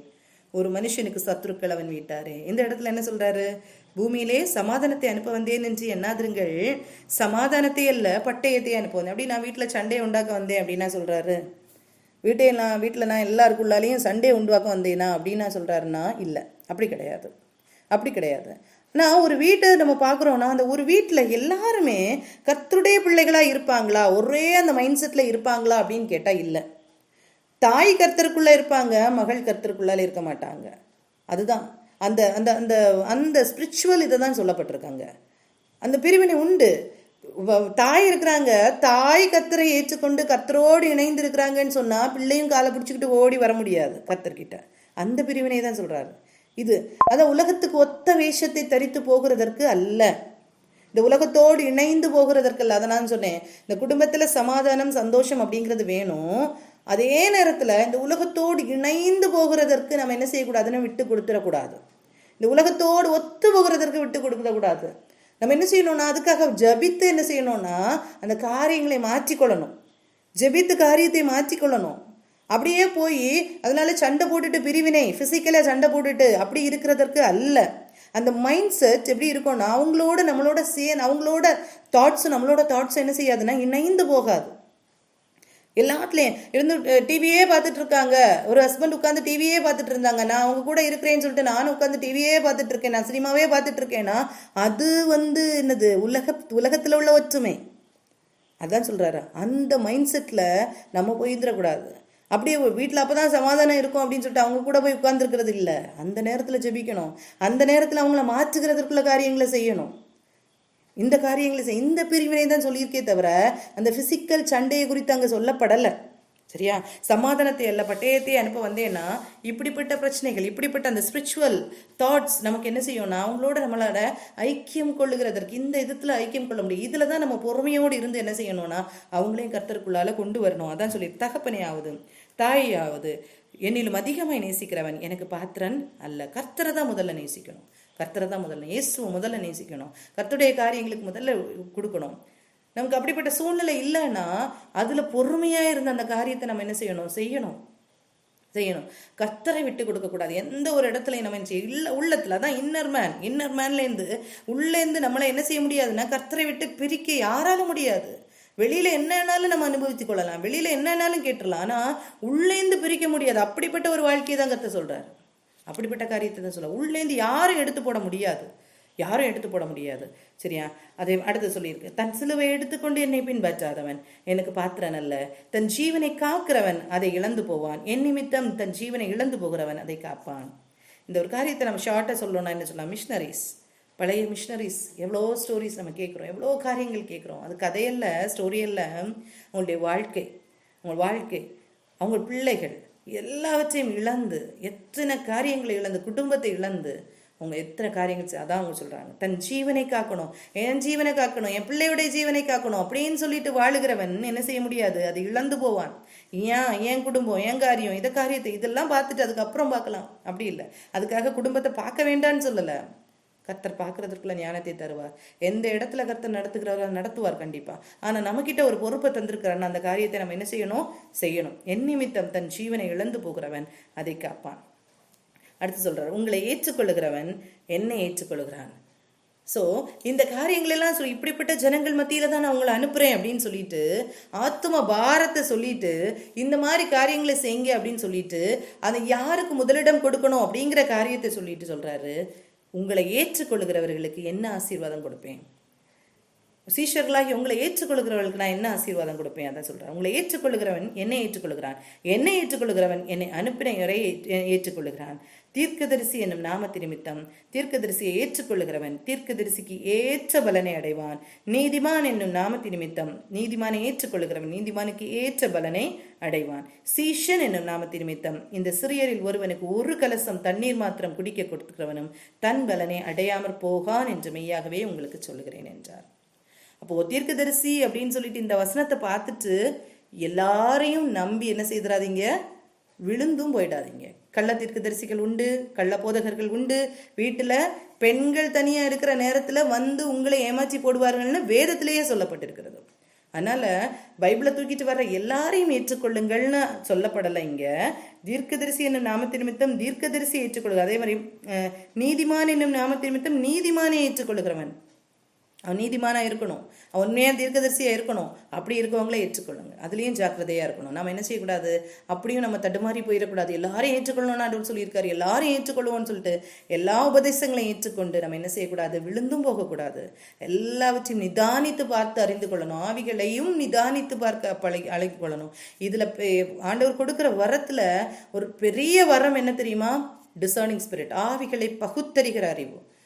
நம்மகிட்ட நல்லா பேசுவாங்க, கர்த்தருக்குள்ளாலே இருந்து செஞ்சது மாதிரி நிறைய காரியங்களை பேசுவாங்க. ஆனா கர்த்தர் அவங்களுக்குள்ள இருக்கவே மாட்டாங்க. தங்களை ஃபோக்கஸ் பண்ணுற காரியங்கள் நிறைய இருக்கும். இதையெல்லாம் புரிந்து கொண்டு அந்த ஆவிகளை பகுத்தறிகிற ஒரு அறிவு நமக்கு இல்லாமல் இருந்தோன்னா நாம் ஏமாற்றப்பட்டு போவோம். எந்த கிஃப்ட் இருக்கோ இல்லையோ, எந்த வரம் இருக்கோ இல்லையோ, கர்த்தர்ட்ட கேட்க வேண்டிய காரியம், ஆண்டவரே எனக்கு ஆவிகளை பகுத்தறிகிற அறிவை தாருங்க. என்ன நோக்கத்தோடு ஒருத்தங்க என்ன அப்ரோச் பண்ணுறாங்க, என்ன நோக்கத்தோடு வர்றாங்க, இதை நம்ம அறிந்து கொள்ளுகிறதற்குள்ள அறிவு நமக்கு வேணும். இந்த அறிவை பெற்றுக்கொள்ளுவோம். இதே மாதிரி சீஷன் என்னும் நாமத்து நிமித்தம் நம்ம என்னென்ன காரியங்களை கர்த்தர் நம்மக்கிட்ட இருந்து எதிர்பார்க்குறாங்களோ அந்த காரியத்தை எல்லாம் நம்ம செய்யும்போது கண்டிப்பாக நம்முடைய ஒவ்வொரு கிரியைகள் மூலமாக ஒவ்வொரு காரியத்து கன்னிகள் நம்ம முன்லேருந்து வெளிப்படுமே. இந்த காரியத்தை வைத்து கர்த்தர் என்ன செய்வார்னா நம்மையும் ஆசீர்வதிப்பாரு, நமக்கு சார்ந்தவர்களையும் கர்த்தர் என்ன செய்வார்னா கர்த்தருக்குள்ளால கொண்டு வருவாங்க. இந்த காரியத்தை எல்லாம் நம்ம மனதில் வைத்துக் கொள்வோம். ஒவ்வொரு காரியத்தை இந்த வாசிச்சு பாருங்க, திருப்பி வாசிச்சு பாருங்க. திருப்பி வாசிக்கும்போது கர்த்தர் இன்னும் நிறைய காரியங்கள் கர்த்தர் உங்களோடு பேசுவார். பயப்பட வேண்டாம் அப்படின்னா ஏதோ ஆண்டவர் கம்ஃபர்ட்டிங்க, சும்மா கம்ஃபர்ட் பண்றதுக்கு மாத்திரம் இல்லை, கம்ஃபர்ட் பண்றாரு, கர்த்தர் தான் கம்ஃபர்ட் பண்றாரு. ஆனா எந்த காரியத்துக்கு பயப்பட வேண்டாம், எந்த காரியத்துக்கு பயப்பட வேண்டாம். சும்மா ஆத்துமாக்களை அல்லாமல் சரீரத்தை கொல்லுகிறவர்களுக்கும் நம்ம வெளியிலேருந்து வர்ற ஒரு அட்டாக்ஸுக்கும் நீங்கள் என்ன செய்யாதீங்க, பயப்படாதுங்க, கர்த்தருக்காக நில்லுங்க அப்படின்னு சொல்லிட்டு சொல்லப்படுது. கர்த்தருக்காக நில்லுங்க, பயப்படாதீங்க அப்படின்னு சொல்லிட்டு கர்த்தர் சொல்றாரு. இன்னைக்கு கர்த்தர் நம்ம கேட்டிருக்கோம், இந்த காரியத்தை பொறுமையோடு நம்ம இருந்து கேட்டிருக்கோம். கர்த்தர் நம்மையும் சீஷர்களாக அழைத்திருக்கிறார், நம்ம ஒவ்வொருவரையும் அழைத்திருக்கிறார். கர்த்தருக்காக நம்ம நிற்போம். ஒவ்வொரு காரியங்களும் நம்முடைய வாழ்க்கையில் நடக்கிற ஒவ்வொரு காரியங்களும் யாரை நம்பி நிற்கிறோம், யாரை நம்பி நிற்கும். கர்த்தர் மனிதர்களை யூஸ் பண்ணி நமக்கு தருவார். அதனால அவங்களையே நம்பி நிற்கிறதற்காக அல்ல, அவங்களே நம்பி நிற்கிறதுக்கு, கர்த்தரை நம்பி நிற்கும் போது ஏற்ற நேரத்தில் ஏற்ற ஆட்களை கர்த்தர் தருவார்.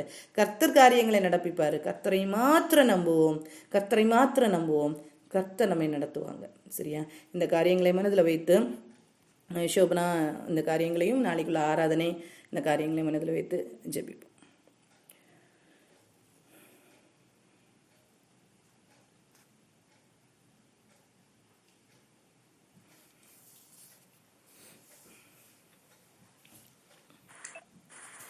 ஸ்தோத்திரம் தகப்பனே. அப்பா உனக்கு நன்றி அப்பா, நன்றி தகப்பனே. ராஜாவுமே நாங்கள் துதிக்கிறோம் அப்பா. அந்த வேளையில இயேசுப்பா ஆண்டவரே உம்முடைய சமூகத்துல ஆண்டவரே எங்களை நீர் கூட்டி கொண்டு வந்தீரே, உம்மை நாங்கள் துதிக்கிறோம் அப்பா. ஹல்லேலூயா அப்பா. கர்த்தாதி கர்த்தர் நீர் நல்லவர் அப்பா, என் தேவாதி தேவன் நீர் பெரியவர் அப்பா. ஐயா ஸ்தோத்தரிக்கிறோம் தகப்பனே. அப்பா உம்முடைய ஜனமா இருக்கும்படியா ஆண்டவரே நீர் எங்களை தெரிந்து கொண்டு ஆண்டவரே உம்முடைய வார்த்தைகளை எங்களுக்கு போதித்து கொடுத்து இயேசுப்பா உம்முடைய சமூகத்துல ஆண்டவரே அப்பா ஸ்தோத்திரம் நீர் விரும்புகிற காரியங்களை செய்யும்படியாய் உம்முடைய சீஷர்களாய் இருக்கும்படியாய் தகப்பனே அப்பா.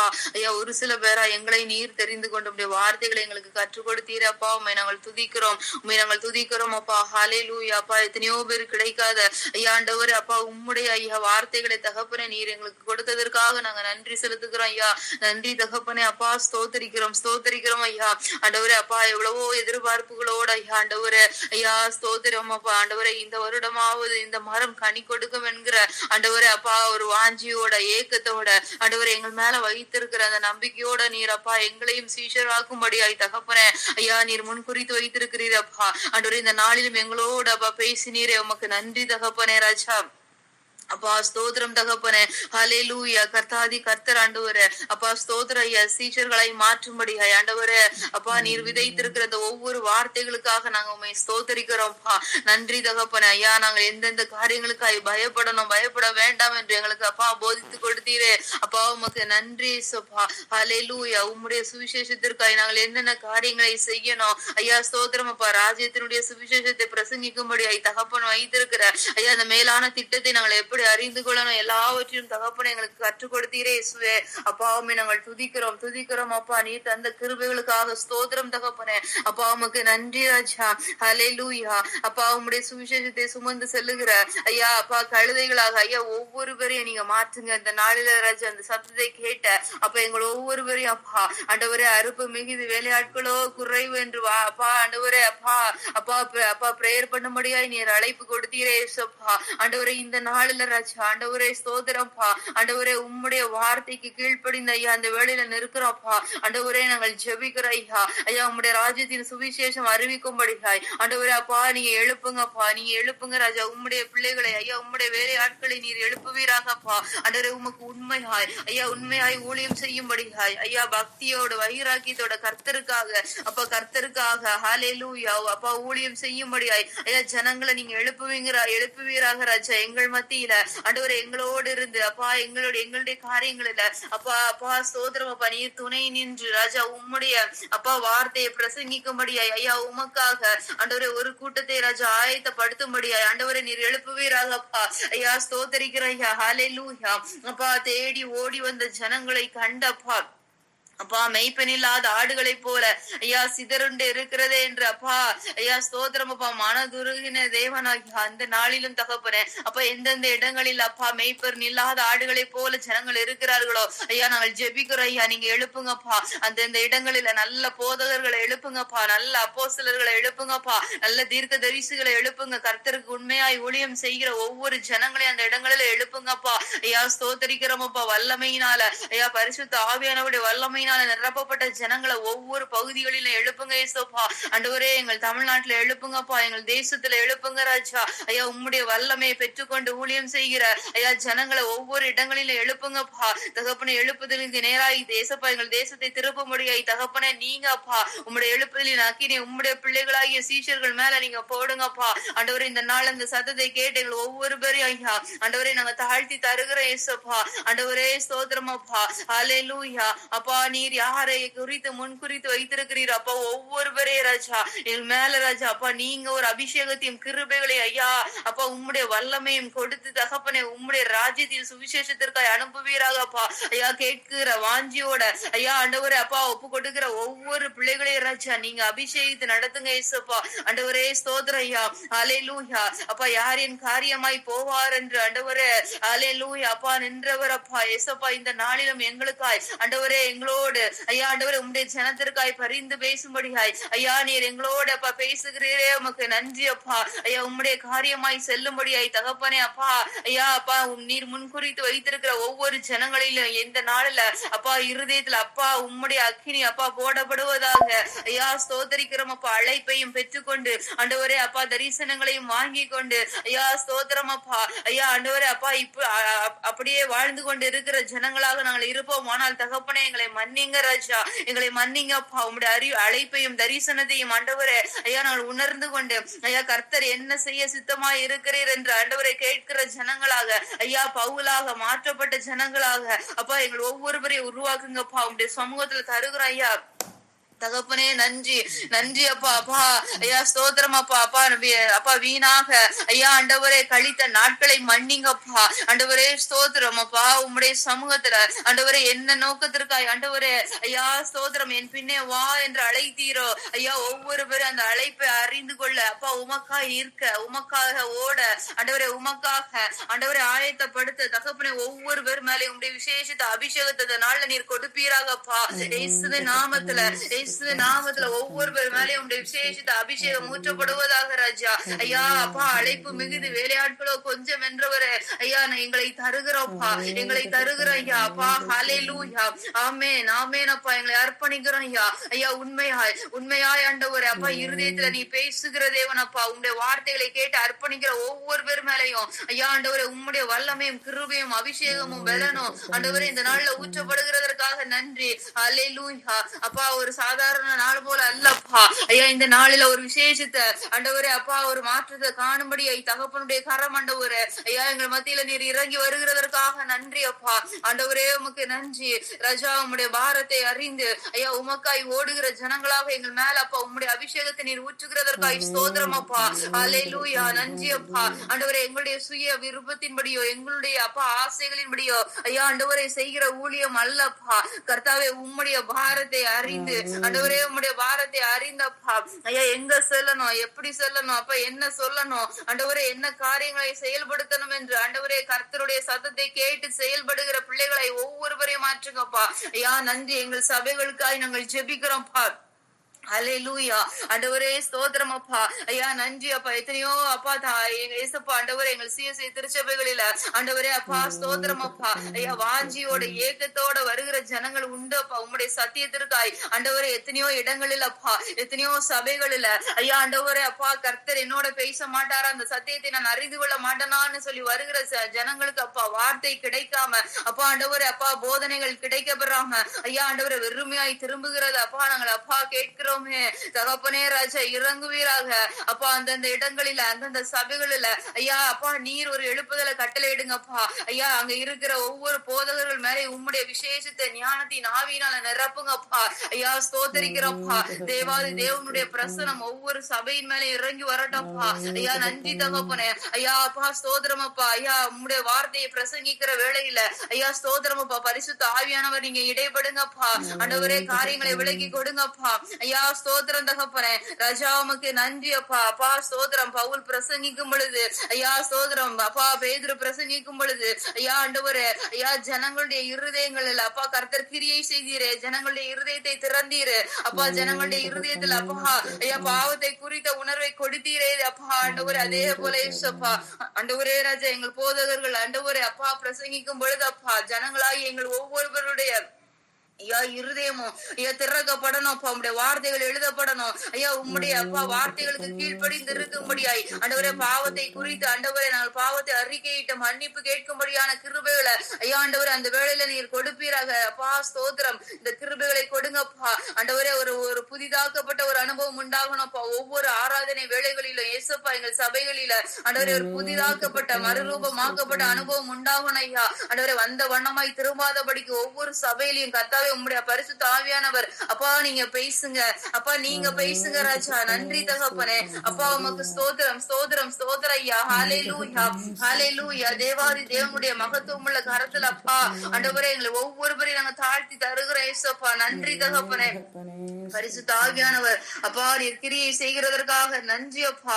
நன்றி தகப்பனே அப்பா. இருதயங்களில் இருக்கிற தேவையில்லாத பயங்களை எடுத்து போடுங்க அப்பா. ஸ்தோத்திரம் அப்பா. நிறைய பேர் அப்பா ஆண்டவரே பயத்தினால ஐயா சுவிசேஷத்தை சொல்லாமல் இருக்கிறாங்கப்பா ஆண்டவரே. நாங்கள் இருக்கிறோம் நிறைய நேரங்களில குறைவுபட்டவர்களா இருக்கிறோம்ப்பா. இந்த மனிதர்களிடத்துல வார்த்தையை சொன்னா என்ன நடக்குங்கிறத ஆண்டவரை யோசித்து பயந்து நாங்கள் கலங்கி நிற்கிறோம் ஐயா. இந்த சூழ்நிலைகள் எல்லாம் மாறுவதாக, எல்லா பயங்களும் விலகி போவதாக. அதே போல அப்பா ஆண்டவரே அப்பா அப்பா சுவிசேஷத்தை அறிவிக்காமல் இருக்கிறது மாத்திரமல்ல ஐயா ஆண்டவரே. எங்களுடைய அப்பா ஆண்டவரே அப்பா எங்களை சூழ்ந்திருக்கிற ஜனங்கள் மத்தியில அப்பா ஏசப்பா இருக்கிற அப்பா குறைவுகளை ஆண்டவரே கர்த்தருடைய வார்த்தையின்படி போதித்து கொடுப்பதிலும் நாங்கள் தவறுவோமானால் ஆண்டவரே உங்களுடைய சத்தத்திற்கு உண்மையாய் நாங்கள் கீழ்ப்படியாமல் இருக்கிறோமே ஏசப்பா ஆண்டவரே ராஜா. எங்களை மன்னிங்க ஆண்டவரே. அந்த ஒரு அப்பா அந்த ஒரு பயத்தை எடுத்து போடுங்க அப்பா. ஹல்லேலூயா அப்பா. ஸ்தோத்திரம் அப்பா. தவறான போதனைகளுக்குள்ளார சிக்குண்டு கிடக்கிற எத்தனையோ ஆண்டவரே சபைகள் இருக்கிறதப்பா ஆண்டவரே அப்பா. எங்கள் சபைகளில ராஜா இப்படிப்பட்ட ஆண்டவரே காரியங்கள் இருக்குமானால் சத்தியத்தை அறிந்து கொள்ளாத ஜனங்கள் இருக்கும் பொழுது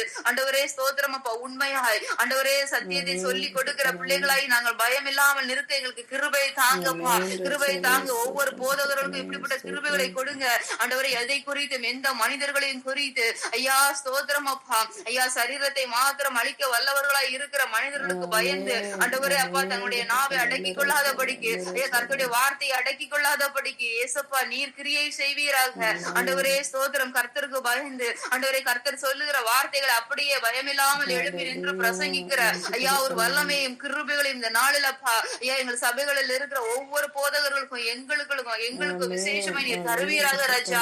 நன்றி தகப்பனே அப்பா. ஸ்தோத்திரம் அப்பா ஐயா. சத்தியத்தையும் அறிவீர்கள், சத்தியம் உங்களை விடுதலை ஆக்கும் என்றீரே ஐயா. விடுதலை ஆக்குகிற எங்கள் தேவனுடைய சத்தியமான வார்த்தைகள் எங்கள் மத்தியில விதைக்கப்படட்டோப்பா. நன்றி தகப்பனே ஐயா. அந்த வார்த்தைகளுக்கு எங்களை ஒப்பு கொடுக்கிற கர்த்தர் கிரியை செய்வீராக. ஒவ்வொருவருடைய இருதயங்களில் உங்களுடைய அப்பா பரிசுத்த ஆவியானவர் ஐயா நீர் ஆளுகை செய்வீராக ராஜா அந்த நாளில. ஆமென் தகப்பனே. நீர் செய்கிற கிருபைகளுக்கு ஸ்தோத்திரம் அப்பா. நாளை தினத்துல நடக்க இருக்கிற ஒவ்வொரு ஆராதனைகளையும் ஆசீர்வாதமாக்கி கொடுங்க ஆண்டவரே. நன்றி ராஜா. ஒரு ஆலயத்துல கூடப்பா ஒரு சபையில கூடப்பா ஐயா வெறுமனே ஜனங்கள் திரும்பிடக்கூடாதப்பா. வார்த்தைகள் விதைக்கப்படட்டும். கர்த்தருடைய வார்த்தைகள் ஐயா. மனுஷனுடைய சுயமான ஐயா ஆசைகளும் ஏக்கங்களும் விருப்பங்களும் இச்சைகளும் அப்பா இல்லப்பா. கர்த்தருடைய ஜீவனுள்ள வார்த்தைகள் ஒவ்வொரு சபைகளிலும் பேசப்படட்டும்ப்பா. பரிசுத்த ஆவியானவர் பேசுங்கப்பா ஆண்டவரே. அது மாற்றத்தை கொண்டு வருவதாகப்பா. கேட்கிறதோடு மாத்திரமல்லப்பா கேட்ட ஜனங்களுடைய வாழ்க்கையில ஆண்டவரே வார்த்தை கிரியை செய்யட்டும் ஐயா. அப்பா நீர் அப்படியாய் செய்ய போகிற தயவுக்காய் ஸ்தோத்திரம் ஸ்தோத்திரம் ஸ்தோத்திரம் தகப்பனே. ஆமென் ஆண்டவரே. ஆமென் இயேசுப்பா. மாற்றத்தை கட்டளையிடுங்கப்பா ஆண்டவரே. இந்த பிரேயர்ல இணைந்த ஆண்டவரே அப்பா உம்முடைய சத்தத்தை கேட்ட ஒவ்வொருவருடைய இருதயத்தையும் நாங்க இயேசுவின் ரத்தத்துக்குள்ளார ஒப்பு கொடுக்கிறோம் ஐயா. சத்துருவானவன் எந்த வழியில இந்த வார்த்தையை எடுத்து போடாதபடிக்கு கர்த்தர் காத்துக்கொள்ளுங்க. உம்முடைய சத்தியத்திற்கு கீழ்ப்படிந்து நடக்கக்கூடிய பாக்கியத்தை கொடுங்க இயேசுப்பா. நன்றி தகப்பனே. என்னென்ன தேவைகளோடு வந்தார்கள் என்பதை என் தேவாதி தேவ நீர் அறிவீரப்பா ஆண்டவரே. ஸ்தோத்திரம் அப்பா. ஆசீர்வாதமாக்கி கொடுங்க ராஜா ஆண்டவரே.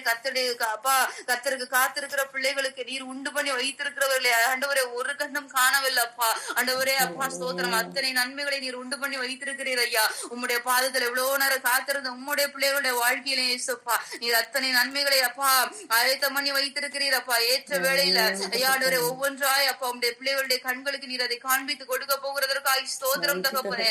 ஆமென் ஆண்டவரே. நாங்கள் விசுவாசிக்கிறோம். நாங்கள் விசுவாசித்து இருக்கிறவர் இன்னார் என்பதை அறிந்திருக்கிறோம் ஐயா.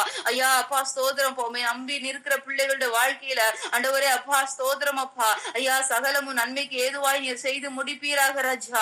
ஆமென் ஆண்டவரே. அப்பா பலவீனத்தோட இருக்கிற பிள்ளைகளுடைய வாழ்க்கையில பலவீனத்தை மாற்றுங்கப்பா. தேவாதி தேவனுடைய கிருபையோட கரம் ஆண்டவரே அப்பா சுகம் கொடுக்கட்டும். ஆமென் ஆண்டவரே. என்ன தேவையோட வந்தாங்களப்பா நீங்க சந்திங்கப்பா. நீர் சகலத்தையும் செய்ய வல்லவர் அப்பா. ஆமென் ஆண்டவரே. ஐயா என்ன காரியத்தை செய்தால் உம்முடைய பிள்ளைகளுடைய இருதயம் மகிழும் என்பது உமக்கு தெரியும் ஐயா. உம்முடைய சித்தத்தின்படி அந்த காரியத்தை நிறைவேற்றி கொடுப்பீராகப்பா. ஹல்லேலூயா. நீர் செய்ய போகிற தயவுக்காய் நன்றி தகப்பனே. ஆமென் ஆண்டவரே. ஐயா குறைவுள்ளவர்கள் அப்பா நாங்க எங்களுடைய குற்றங்களை குறைவுகளை மன்னிங்க ராஜா. ஐயா உமக்கு முன்பாக நாங்க எம்மாத்திரப்பா.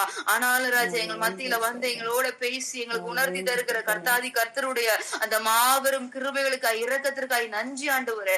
நன்றி தகப்பனே. ராஜா நீர் செய்த நீர் பேசின ஒவ்வொரு காரியங்களுக்காய் நன்றி அப்பா.